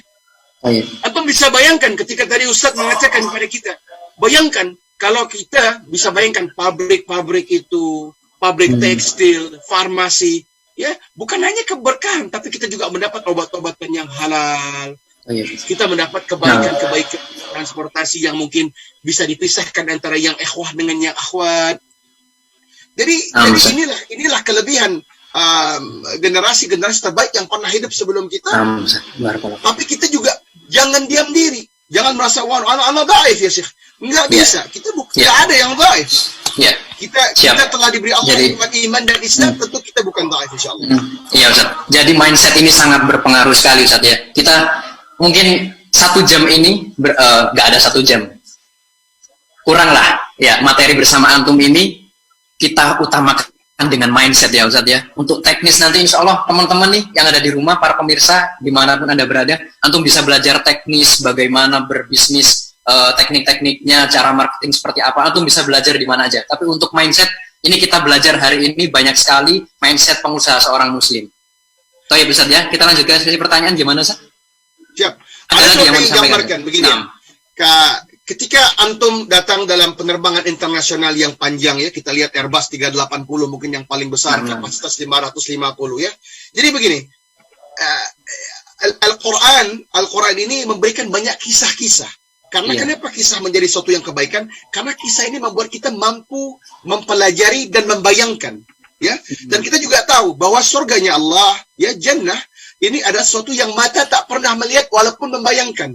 Yang telinga tidak pernah mendengar dan tidak pernah membayangkan akan mendengar, yang lidah dan penciuman juga tidak pernah membayangkan dan pernah merasakan. Tapi kita kadang-kadang berpikir terlampau kecil. Sedangkan kita ini kalau minta kepada Allah Rabbul Alamin, kita Allah suruh minta yang paling besar. Bedanya kita dengan makhluk. Makhluk ini kalau kita minta sekali, dia ya alhamdulillah, taib 2 kali 3 kali. Tapi kalau antum datang 10 kali, makhluk biasanya mulai gerah. Tapi kepada Allah Rabbul Alamin Azza wa Jal, kita dapati bahwa Allah Subhanahu wa taala makin mencintai, ya. Nah, pandangannya begini. Ketika kita ingin surga Allah, sungguhlah seorang mukmin itu ketika dia letih, ketika dia penat, ketika dia sedih, ketika dia mendapat cobaan, yang dia bayangkan cukuplah surga Allah menjadi penyegar, pemberi hiburan, penggembira hati. Tapi seorang mukmin juga Allah Subhanahu wa taala suruh kita minta yang paling besar, yang paling baik, jannatul ala, jannatul firdaus insyaallah. Ya. Apakah itu karena amalan kita tinggi? Enggak. Tentu kita sadar betul bahwa kita ini dhaif, kita ini lemah, kita ini rendah. Tapi ada pengen antum bayangkan, ya, pengen bayangkan. Ketika kita masuk ke dalam penerbangan, katakanlah Emirates, yang penerbangan itu sekarang ada penerbangan yang panjang ya, mungkin 18 jam. Ya, kita masuk, kalau antum masuk dari depan, dia akan lihatkan kita kelas-kelas yang first class, ya. Bahkan sekarang ada namanya on suite yang seperti kamar di atas badan pesawat yang sangat besar. Kemudian kita lihat first class, kita lihat business class, kemudian barulah kita lihat yang namanya ekonomi di belakang. Nah, ini sebuah gambaran dunia, ya. Maka ada kaidah dalam kaidah fiqh bahwa para ulama salaf mengatakan ketika kita melihat dunia yang cakep, yang indah, bukanlah seorang mukmin itu tidak menginginkannya, tapi dia tidak akan menginginkannya sebagai gantinya yaumul akhir. Waliyadzubillah. Nah, tapi dia membayangkan ketika bahwa mereka membayangkan indahnya surga Allah, sehingga mereka mengatakan, "Lau kana dunya mislu hadza, fa kaifal jannah?" Ya, kalaulah dunia aja seperti ini nih, bagaimana dengan surganya Allah? Jadi, kita kaum muslimin ini, ya, melihat, itu ada yang namanya first class, business class, kemudian economy class. Begitu juga dengan surga Allah. Masya Allah. Jadi, seharusnya kita menginginkan yang terbaik. Bayangkan kalau ini kita inginkan hanya dalam kehidupan kita yang 60-70 tahun, bagaimana dengan kehidupan yang abadi? Apakah kita tidak menginginkan ketinggian yang sesungguhnya, yang pada hakikatnya adalah kebenaran yang sebenar-benar kebenaran? Wallahu a'lam. Nah, Ustaz. Jazakumullah khairan, Ustaz. Barakallahu fikum. Seperti kata seorang yang bijak, la rohata bi rohatil jism, tidak ada istirahat yang hakiki dengan istirahat di dunia ini. Barakallahu fikum, Ustaz, atas mindset yang sudah antum sampaikan selama kurang lebih setengah jam lebih ini. Kita masuk ke sesi tanya jawab ya, Ustaz. Sudah ada beberapa pertanyaan yang masuk ini.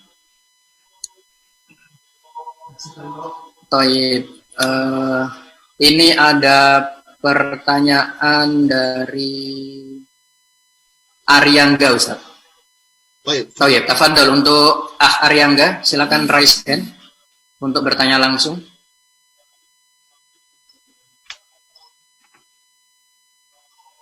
Iya. Baik, tafadhol Aryangga. Bismillah, ahsanallahu ilaik ya Ustaz. Saya punya pertanyaan untuk memulai bisnis. Bagaimana kita bisa menemukan orang yang amanah dan jujur agar bisa diajak saling bekerja sama? Barakallahu fiik. Barakallah. Pertanyaan antum ini juga pertanyaan ana ya. Ini juga nggak gampang memang ya. Tapi kalau ana pribadi sebagai seorang ayah ya, ana berusaha mengajarkan perniagaan ini kepada anak-anak Anda dari kecil. Jadi katakanlah Umar di usia 8 tahun, 7 tahun itu ya, kita ajarkan dia membuat kue. Dan ini berlaku buat laki-laki dan perempuan ya. Jadi jangan pernah, kadang terjadi kesalahan ketika kita mengadakan anak laki-laki jangan ke dapur. Ini bertentangan dengan sunnah. Apa kita lupa bagaimana Abu Bakar radhiyallahu anhu dan Umar radhiyallahu anhu itu membantu istri-istri mereka dengan membuat kue? Tentu nggak lupa. Tentu kita yakin bahwa kemuliaan itu bukan berdasarkan jenis kelamin di mana anak laki-laki nggak boleh cuci piring. Ini mesti kita bantah dan harus kita bubarkan pemahaman seperti ini. Bahwa dalam urusan seperti ini anak laki-laki kita mesti sama tangguhnya dengan anak-anak wanita kita. Tentu ini menjadi kebaikan ketika dia mempunyai istri nanti, dia menjadi suami yang disayangin istri karena istri mendapati bahwa dia dengan ringan tangan membantu pekerjaan yang pekerjaan rumah. Bahkan kita lihat bagaimana Nabi SAW menjahit baju beliau SAW sendiri. Ya, jadi pandangan anak, kalau anak pribadi, anak mulai dari rumah, anak-anak ini misal katakan anak punya anak namanya Maryam, dia 6 tahun, 7 tahun kita suruh bikin kue, gitu ya, bikin kue, kita modelin kuenya, kemudian dia ke sekolahan, dia jual ya, satu kue $1 gitu ya. Ini mungkin uangnya nggak begitu banyak ya ikhwah. Tetapi yang terjadi adalah keberaniannya dan kecintaan mereka akan rezeki yang halal. Jangan pernah itu dilupakan bahwa ketika seseorang telah yakin dan cinta akan yang halal, maka dia akan membenci yang haram. Ya, karena biasanya kalau antum ini pandangan ana ya. Kalau kita menunggu setelah kita kelar S1, S2 baru berniaga, pandangan ana terlambat, Ya. Jadi kapan antum akan jadi pengusahanya gitu ya? Kalau kita lihat bagaimana Utsman bin Affan radhiyallahu anhu dan Abdurrahman bin Auf, kita baca sirahnya radhiyallahu anhu, ini kita lihat bahwa mereka ini sejak kecil udah berniaga. Nabi SAW dalam yang anda pahami, di usia belasan tahun beliau sudah menjual barang, ya. Dan tentunya kita ini kalau kita mengaku kita nahnu ummati Nabi sallallahu alaihi wasallam, tentu harapan kita bukan hanya lisan yang mengatakan kita ini umatnya Nabi sallallahu alaihi wasallam, tapi dalam setiap gerakan dan setiap usaha kita mencoba untuk melakukan yang terbaik. Dan harapan kita itu gerakan yang masif, kita akan ketemu dengan orang-orang yang amanah itu. Karena memang sampai hari ini pertanyaan antum itu pertanyaan paling bagus. Karena kita menghadapi juga, ini Anda mau jujur sama antum, banyak Anda dapat keluhan ya, bahwa yang notabene kelihatan Masya Allah, ya kita lihat tampil luarnya, ya Masya Allah sunnah, tapi ketika dia bermuamalat, waduh, kita pegel sama dia. La haula wala quwata illa billah. Dan ini kenyataan, dan ini Anda nggak mungkin bungkus dengan kata-kata yang lain, tetapi memang karena yang namanya kita ini sekarang berpikir seolah-olah Quran dan Sunnah itu hanya ada di masjid. Tentu ini salah. Tentu sebagai seorang duat, kita para duat, kita pengen dan Sunnah itu adanya dari tampilan, bukan hanya dari tampilan, dari dalam gerakan muamalat kita, gitu ya. Sehingga saudara-saudari kita yang notabene belum berislam juga dapat merasakan kebaikan itu, dapat merasakan kesenangan itu, dapat merasakan bahwa ini beneran. Kalau Islam bekerja buat dia, artinya Islam ini mendapatkan suatu contoh atau memberikan dia suatu ketenangan. Tentu yang belum berislam akan mencoba mendapatkan kita dapatkan. Wallahu a'lam. Siap. Jazakumullah khairan, Ustaz. Gimana, Ya. Jadi dimulai dari keluarga antum dulu, Baik, Ustaz. Barakallahu fikum, Ustaz. Kita ke pertanyaan selanjutnya, Ustaz. Ini ada dari saudara Udin, Ustaz. Ada di sini saudara Udin, tafadhol. Silakan bertanya langsung, saudara Udin. Iya, Assalamualaikum warahmatullahi wabarakatuh, Ustaz. Waalaikumsalam warahmatullahi wabarakatuh. Nah, cuma ingin menanya ini, Ustaz, kan mungkin ketika kita udah mulai bisnis, Ustaz, kan ada otomatis kan misalkan ada keuntungan juga, Ustaz. Nah, untuk membagi antara keuntungan ini untuk investasi, untuk memperbesar di bisnis, dan untuk berdakwah gitu, Ustaz. Nah, ini mungkin bisa dibagi, Ustaz, pengalamannya mungkin berapa porsinya, mana yang lebih besar, dan sebagainya, Ustaz. Syukran. Assalamualaikum warahmatullahi wabarakatuh. Waalaikumsalam. Jadi pandangan Anda, jawaban simpelnya, ya, jawaban yang paling simpel adalah sepertiga. Nah, ini kurang lebih, ini formulasinya Utsman bin Affan radhiyallahu anhu ketika beliau, kata tadi, akhirnya fillah, Yusri mengatakan bagaimana beliau, Utsman bin Affan radhiyallahu anhu membeli Bikru Rummat, ya, mata air, sumber air yang ya di utaranya Madinah. Itu kurang lebih yang formulasi digunakan itu adalah sepertiga. Jadi sepertiga antum belanjakan, sepertiga antum untuk keperluan ini, sepertiga antum gunakan untuk investasi tambahan, dan sepertiganya yang antum gunakan untuk perjalanan dakwah dan urusan lainnya. Nah, itu yang paling gampang, tapi tentu nanti ada porsinya. Karena kalau antum katakan punya perusahaan baru gitu ya. Nah, tentu kita mesti melihat apakah mungkin dalam kasus antum harus menginvestasikan 50%-nya sehingga membelanjakan 1/4 dan kemudian 1/4-nya lagi untuk urusan dakwah. Tapi sepertiga itu adalah yang paling umum, ya, yang paling umum. Karena itu gambaran yang menurut kita kira-kira wajar. Tapi tentunya ketika antum udah memiliki usaha yang lebih besar, mungkin antum nggak perlu sepertiga untuk kebutuhan hidup antum. Tapi kita juga tergantung seberapa besar keluarga antum, ya. Semoga Allah kasih antum keluarga yang besar, ya. Istri-istri yang salehah, anak-anak yang banyak, lagi bermanfaat buat antum di dunia wal yaumil akhir. Masya Allah. Baik. Itu ya. Nah, kalau sepertiga dari 10 miliar untuk kebutuhan sehari-hari, hedon itu saat namanya. Wallahu alam. Karena begini, karena kita kalau kita bicara yang namanya kebutuhan ini, dia relatif ya, karena kita Oh, bicara Masya Allah. bakhil Nah. atau tidak bakhil ini tergantung kepunyaan. Tentu belanja rumah tangganya Utsman bin Affan radhiyallahu anh tidaklah sama dengan belanja rumah tangganya Ali bin Abi Thalib radhiyallahu anh. Saya. Dan kalau kita lihat bagaimana ya dalam yang Anda lihat ya, Umar bin Khattab radhiyallahu anh itu Siap. punya 13 anak ya, dengan Nah, menikah 7 kali begitu ya. Nah, tentu tergantung antum Iya, apakah sih, antum benar. menikah sekali, 2 kali, 3 kali, 4 kali atau cuma sekali. Kan ini Saya. tergantung ya. Karena Anda juga Saya. dapati kalau kita bicara sirah, ketika Umar bin Khattab radhiyallahu anh itu membagi tunjangan seperti bagaimana yang tadi Ustadz Syafiq katakan, itu juga tergantung besarnya keluarga. Jadi para ASN ya, aparatur sipil negara itu di zamannya Umar bin Khattab radhiyallahu anh dibagikan tergantung besarnya seberapa Iya. banyak keluarga beliau. Nah, inilah keadilan. Nah, sahih. Jazakumullah khairan Ustaz Wah, ya Allah, ya. atas jawabannya. Tapi ini ada pertanyaan lagi Ustaz dari hamba Allah, mungkin ini akhwat.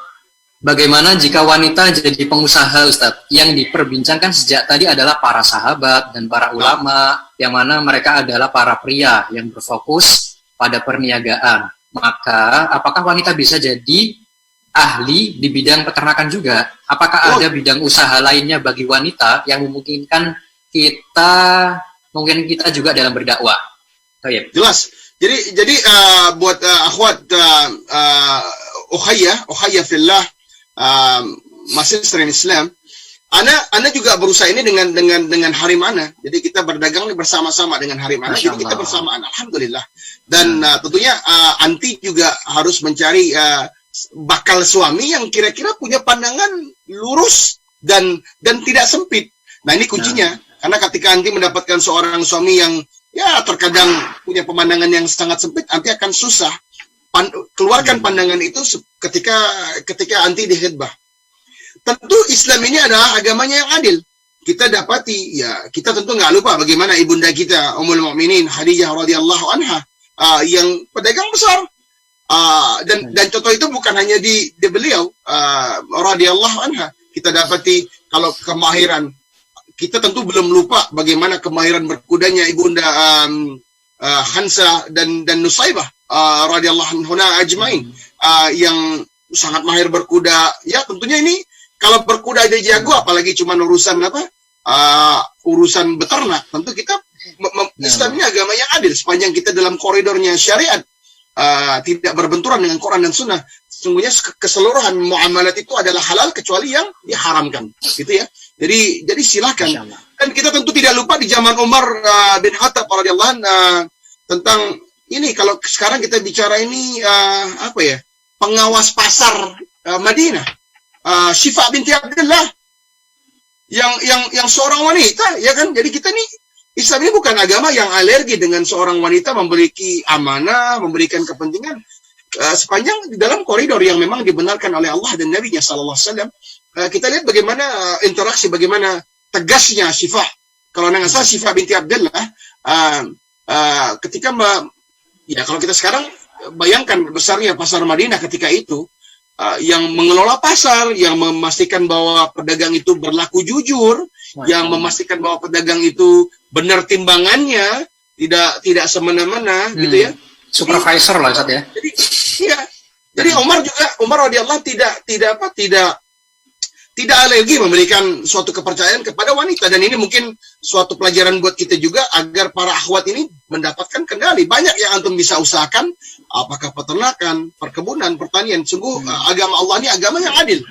Agama yang adil. Sepanjang anti tidak melupakan kewajiban anti dalam mengurus hak anak-anak dan suami, tentu atas izin suami kita bisa banyak yang bisa kita lakukan.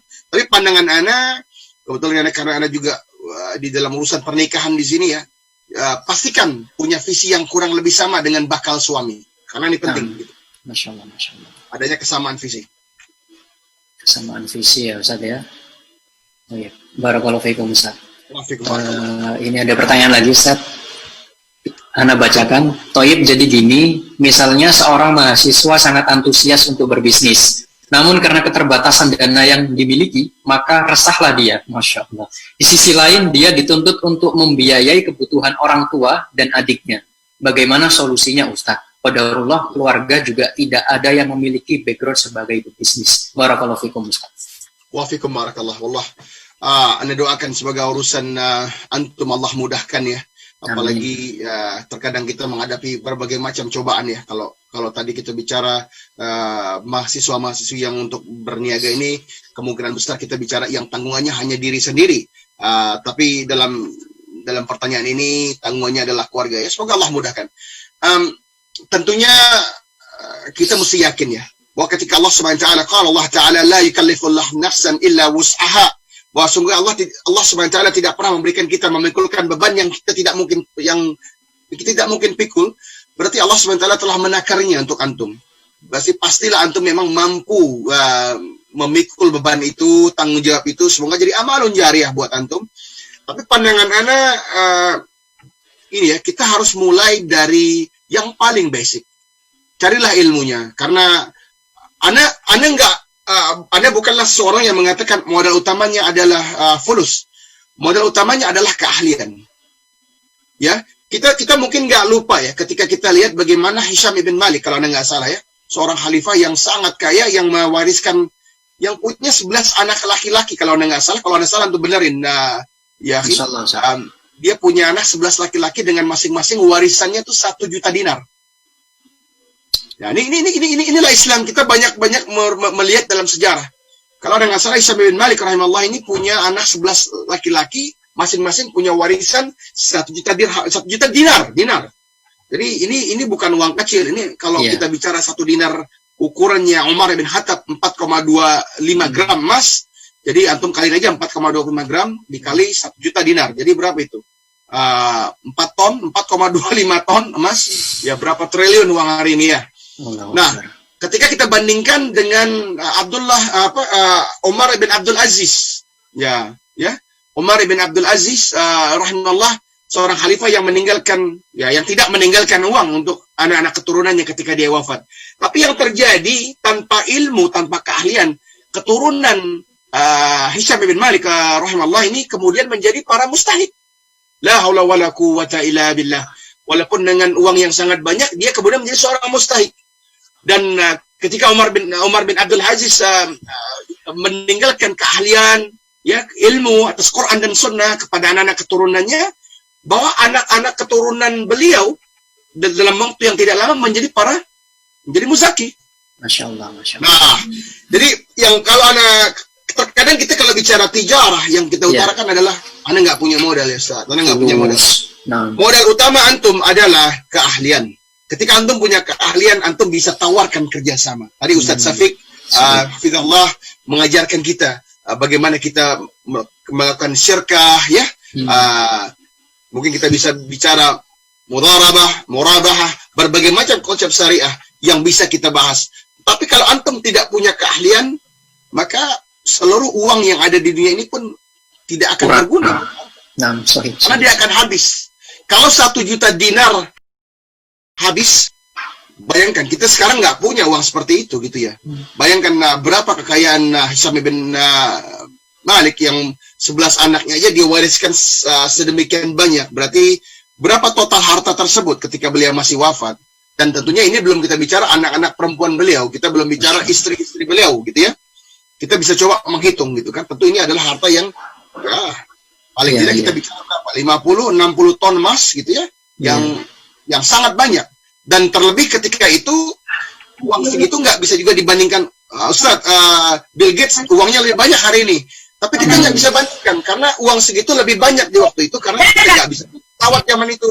Kita nggak bisa beli kemewahan seperti katakan kapal-kapal persiar yang ada hari ini. Kita nggak bisa beli rumah-rumah mewah yang ada yang sebesar sekarang ini. Jadi keadaannya itu benar-benar kekayaan yang luar biasa gitu kan ya. Tapi tanpa keahlian terbukti dia habis dan hangus. Jadi kalau antum punya keahlian, kejar keahlian itu, perbaiki keahlian itu, tawarkan kerjasama pelan-pelan. Semoga Allah mudahkan. Allahu a'lam. Masya Allah. Latih terus keahlian sampai jadi seorang expert di bidang itu ya Ustaz. Ya. Nah. Karena kita tahu, karena ketika Nabi SAW mengatakan idza wusidal amru ila ghairi ahlihi fantazir sah. Ini hadis kita sering dengar. Antum semua hafal ana yakin, ya. Tapi tapi jangan dibaca pelan cepat begitu terus lupa gitu ya. Nah, itu ada ininya, baca dengan rasa gitu ya. Wallahal azim, ini Anda kalau nggak tahu Anda jangan dagang. Karena ada kaidah lain. Kita lihat bagaimana Imam Ahmad bin Hanbal rahimahullah, kalau kita lihat beliau dengan tokonya ya, dukan min abi kata beliau, rahimahullah, toko yang ditinggalkan oleh abah beliau. Beliau merasa tidak punya kemampuan, dan orang yang adil akan dirinya mengetahui berapa banyak kemampuan yang dia punya. Dalam kasusnya Imam Ahmad bin Hanbal rahimahullah, beliau memutuskan untuk berhemat saja, paling tidak mengandalkan uang sewa untuk tidak hidup berlebihan, tapi punya kemampuan untuk terus menuntut ilmu. Nah, tentunya Anda juga harus adil bahwa berniaga bukan buat semua orang. Nah, ini kita harus jujur. Kalau kita mengaku kita mu'tadil, nah, bahwa berniaga juga bukan buat semua orang, karena tidak semua orang juga siap akan konsekuensinya. Tidur lebih keluarga lebih penat gitu ya. Karena ini kepastian, ya ikhwah wa akhwatul kiram, semua yang berniaga ini pasti lebih capek, lebih nggak bisa antum katakan bahwa ana hada yaumul ahad, ada rehlah gitu ya, istirahah. Nah, ini belum tentu, karena kita tahu ibu-ibu yang mungkin dagang kue pagi-pagi ahad ini mungkin udah bangun lebih awal, udah membuat ini. Jadi kita juga harus tahu diri, bisa mengukur kemampuan dan kapasitas diri bahwa kita melakukan sesuatu yang kita punya kemampuan. Wallahu a'lam. Baik, Ustaz. Barakallahu fikum. Mungkin satu pertanyaan lagi ya ini, yang terakhir insyaallah. Siapa itu? Iya, belum ya. Itu tolong dimatikan itu mic-nya. Baik, jazakumullah khairan. Nah, ini ada pertanyaan dari saudara. Oh enggak, dari saudara ini aja ya, Raffi Hervanda. Baik. Baik, tafadhol. Ada saudara Raffi? Ada. Baik, tafadhol. Mau tanya tentang tadi kan diceritakan Syekh Abdul Jabar ini kan lulusan New Zealand, kemudian intinya merantau lah ke luar negeri gitu. Nah, anak ini juga berpikir kalau ulama-ulama pun dulu kan juga merantau gitu loh. Dia tidak berdiam di daerahnya gitu. Artinya dia harus pergi gitu loh ke daerah yang maju atau besar gitu lah. Nah, apakah kita ini sebagai orang daerah kayak saya pribadi gitu loh, apa harus juga merantau gitu loh? Karena saya lihat kalau memang pengusaha-pengusaha luar negeri yang kayak contohnya Syekh Abdul Jabar pribadi sendiri itu kan juga hebat gitu loh. Bukannya bilang di Indonesia tidak prospek, tapi saya sering lihatnya yang powerful tuh kenapa yang selalu di Amerika, di Inggris kayak begitu. Mungkin bisa dijawab bagaimana menyikapi hal ini. Terima kasih. Jadi gini, jazakallah. Begini ya akhi. Ada sesuatu pelajaran hebat yang hanya bisa kita dapat ketika kita merantau. Dan jadi ini Anda lupa hadisnya, tapi kurang lebih ini hadis begini ya. Seseorang itu tuh yang sangat berbahagia itu apabila dia bisa tinggal di daerahnya, bermukim ya, punya teman-temannya, punya ahli-ahli keluarganya, dan punya penghasilan yang layak. Nah, tentunya ini kesempurnaan gitu ya. Kalau memang antum bisa lahir di suatu tempat, punya pekerjaan yang perdagangan yang masya Allah, dan diantara keluarga-keluarga antum ini adalah kesempurnaan. Tapi sangat jarang ini terjadi. Nah, kita contoh kita tadi bicara beberapa nama ya para ulama salafus salihin rahimahumullah ajma'in. Kita dapatin, bahkan tadi kita bicara Imam Ahmad bin Hanbal rahimahullah, itu bagaimana beliau jalan dari Marwi ya. Marwi itu sekarang Khorasan, Turkmenistan kalau hari ini, kalau sepandang pengetahuan anak, dari Marwa datang menuju ke Irak, Baghdad, kemudian ke Jazirah, ke Hijaz untuk belajar gitu ya. Kemudian kita banyak dengar cerita bagaimana beliau berjalan kaki ke Basra. Kita lihat bagaimana Imam Syafi'i rahimahullah yang lahir kemudian dari Gaza menuju Makkah, kemudian menuju Madinah. Kita lihat bagaimana Imam Abu Hanifah rahimahullah yang keseluruhannya kita bisa katakan mungkin tentu ada yang tidak pergi ya, seperti misalkan kita bicara Imam Malik rahimahullah, Imam Darul Hijrah yang memang tidak pernah meninggalkan Madinah. Tapi ini adalah lebih merupakan suatu keadaan minoritas. Kebanyakan para ulama yang kita dapati, kita pelajari hari ini mendapatkan pelajaran hebat ya. Abdullah bin Mubarak kita dengar seorang ahlul safar, rahimahullah, yang biasa berpergian ribuan kilometer di atas unta. Jadi merantaulah, ya akhi. Antum merantaulah dengan bekal takwa, antum merantaulah dengan bekal ridha dari kedua orang tua antum merantaulah dengan semangat juang yang tinggi. Karena dalam perantauan ini kita akan mendapati jati diri kita yang sebenarnya. Bahkan bagi banyak orang, kita bahkan berharap akan dapat lebih dekat dengan Allah Rabbul Alamin. Jadi ini teman-teman yang sekarang di SDI, Anda kurang paham, tapi kebanyakan dari teman-teman ini mungkin berasal dari daerah-daerah lain yang ada di Indonesia untuk datang. Jadi semakin kita lihat ada suatu suatu keselarasan mungkin ya. Kalau kita lihat orang-orang yang merantau biasanya lebih memiliki semangat juang. Ini ada suatu kesamaan tekad ini biasanya. Yang merantau juga cenderung lebih gigih. Karena biasanya orang yang nggak gigih nggak akan mau merantau. Karena kita sudah merantau, kita juga biasanya ingin memberikan hasil yang terbaik. Walaupun kita yakin dan hakul yakin bahwa sesuatu itu ataupun akhir dari suatu proses itu murni milik Allah. Apakah itu kita anggap berhasil apa tidak, itu hanya murni milik Allah. Kita tidak pernah, seorang mukmin ini nggak pernah memikirkan hasil akhir. Seorang mukmin hanya memiara dan berusaha di atas proses-prosesnya, menjaga tahapan-tahapannya, dan tentunya ikhlas, dan kita yakin kalau kita berada di atas kebenaran, di atas manhaj Nabi Sallallahu Alaihi Wasallam, tentu kita merasa yakin bahwa pertolongan Allah itu akan mendatangi kita. Kita harus yakin bahwa Allah SWT punya sifat yang paling utama di antara sifat Allah adalah Ar-Rahman Ar-Rahim. Inilah yang memang perlu kita sebut dan pelajari lebih banyak. Karena ketika kita yakin bahwa Allah itu Ar-Rahman, ya, jadi Ar-Rahman ini suatu sifat yang kalau kita bahas mungkin kita nggak cukup ngebahas sampai besok pagi. Ini sifat yang memang harus pelajari bahwa Allah Subhanahu Wa Taala ini nggak mungkin atas segala kerahmanan Allah ini pasti Allah Subhanahu Wa Taala akan menjaga kita. Jadi pandangan anak, antum merantau sepanjang antum memiliki bekal takwa, antum minta ridha orang tua, antum juga punya bekal yang lainnya. Penting, karena nggak ada orang merantau tanpa bekal, ya akhi. Antum punya bekal, ya cukup bekal duit, ya, bekal ilmu, bekal semangat, semua ini mesti dipaketkan. Sehingga dia nggak hanya, wah aneh merantau nih, aneh bekal takwa. Karena dalam Quran dikatakan bahwa bekalnya takwa, nggak gitu juga gitu ya. Karena kalau itu keadaannya kita lihat bagaimana Abdullah bin Mubarak rahimahullah itu, ya kita tahu bagaimana beliau itu sebelum perjalanan dipikirkan perjalanannya, kemudian masing-masing menabung, memberikan suatu kontribusi, ya, kemudian kontribusi itu dijaga. Oke, kita akan berjalan melewati katakan dari Khurasan, kita akan menuju kemana, ke Syam, kemudian ke Irak, kemudian menuju Makkah. Kita akan hitung untuk penginapan, berapa untuk makanan, berapa untuk unta, dan berbagai macam keperluan. Tentunya dalam perniagaan ini kita juga harus berpikir yang sama. Wallahu a'lam.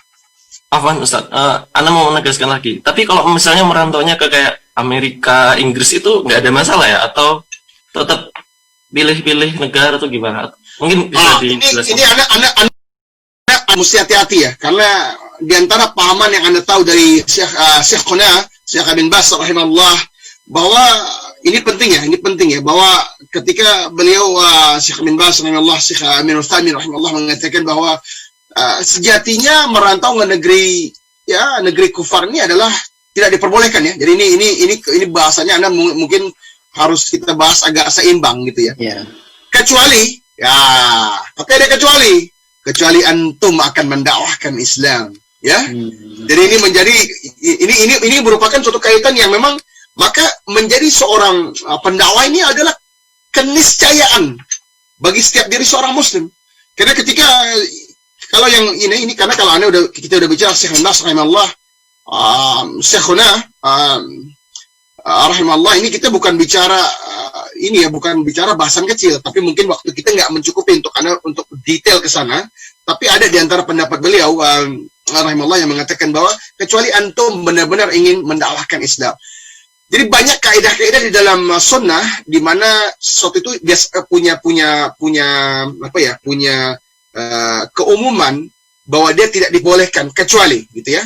Jadi dakwah ini merupakan sesuatu kebaikan yang luar biasa. Sebagaimana kita juga banyak hal-hal yang tidak dibolehkan, tapi ketika ini dakwah dia menjadi boleh gitu ya. Nah, dan ini pandangannya kenapa? Karena menjaga akidah antum, menjaga akidah yang lurus ini merupakan prioritas. Jadi di dalam sunnah ada kaidah di mana kita katakan bahwa menjaga diri dari kemudaratan dia lebih diutamakan dari mencari manfaat, ya. Nah, tapi nanti itu mungkin bahasan yang lebih ini akhirnya Yusri antum ambil keputusan itu karena Anda paham nih. Karena ini mungkin bahasanya mesti dikhususkan. Nah, Ustaz. Nggak memungkinkan untuk membahas siapa yang boleh hijrah ke negeri yang negeri kafir. Siapa yang boleh, siapa yang nggak boleh. Dengan bahasa yang simpel, Anda pengen katakan bahwa antum harus punya punya ilmu yang cukup untuk itu. Nah, Ustaz, jazakumullah khairan. Nah, Ustaz, barakallahu fikum Ustaz. Kita sudah di ujung acara Ustaz, sebenarnya masih banyak yang ingin kita obrolkan bersama antum. Banyak sekali yang bisa kita ambil faedah, tapi apalah daya waktu membatasi kita semua. Dan insya Allah itu dulu untuk hari ini, para pemirsa yang dirahmati oleh Allah Subhanahu wa Ta'ala. Semoga apa yang kita simak pada hari ini dapat bermanfaat untuk diri kita sendiri dan juga orang lain. Dan terima kasih untuk para media yang sudah merelay kajian hari ini.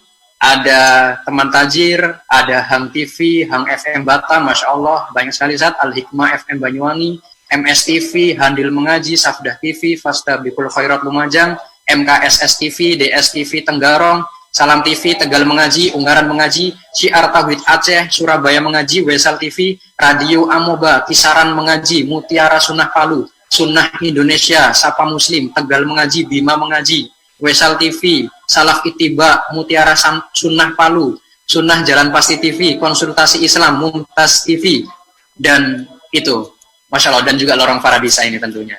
Masya Allah Ustaz, acara hari ini insya Allah manfaatnya tersebar di seluruh penjuru Indonesia, dan semoga bermanfaat bagi kita sendiri dan semuanya, dan kita dapat mengamalkannya yang utama. Nah, Ustaz, Anda pengen tutup sedikit dengan begini ya.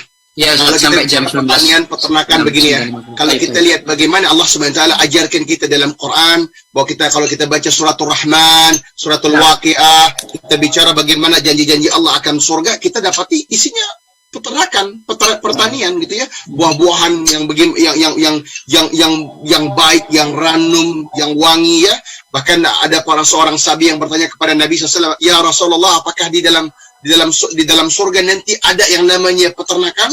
Karena kecintaan kita ini akan binatang-binatang ternak ini adalah sesuatu yang bentuknya fitrah, gitu ya. Suatu kefitrahan, gitu ya. Cintanya Nabi Sulaiman alaihissalam atas kuda-kuda yang Masya Allah. Hari ini pun kita cinta melihat tunggangan yang Masya Allah. Apakah itu kita melihat unta-unta merah ya yang di zaman Nabi SAW dan para sahabat radhiyallahu anhum. Ini merupakan suatu keniscayaan. Jadi Islam ini adalah agama yang fitrah.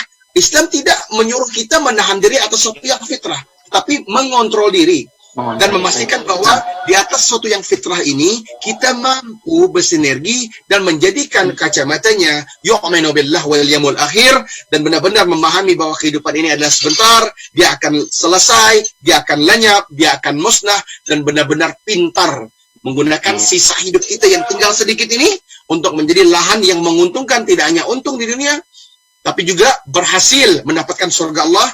Maka benarlah ketika Abdullah bin Mubarak mengatakan rahimahullah bahwa sesungguhnya kebanyakan orang itu telah hidup di dunia tapi tidak pernah mengenal barang terbaik yang ada di dunia itu. Yaitu apa itu? Barang terbaik itu mengenal Sang Pencipta, mengenal Allah Rabbul Alamin, mengenal Allah Azza wa Jal. Dan ini adalah suatu kerugian terbesar. Kalau orang pernah hidup di dunia ini, pernah mampir di dunia, nggak kenal Allah. Karena kalau kita nggak kenal Allah, maka mustahil kita bisa mampu berkontribusi melakukan yang terbaik.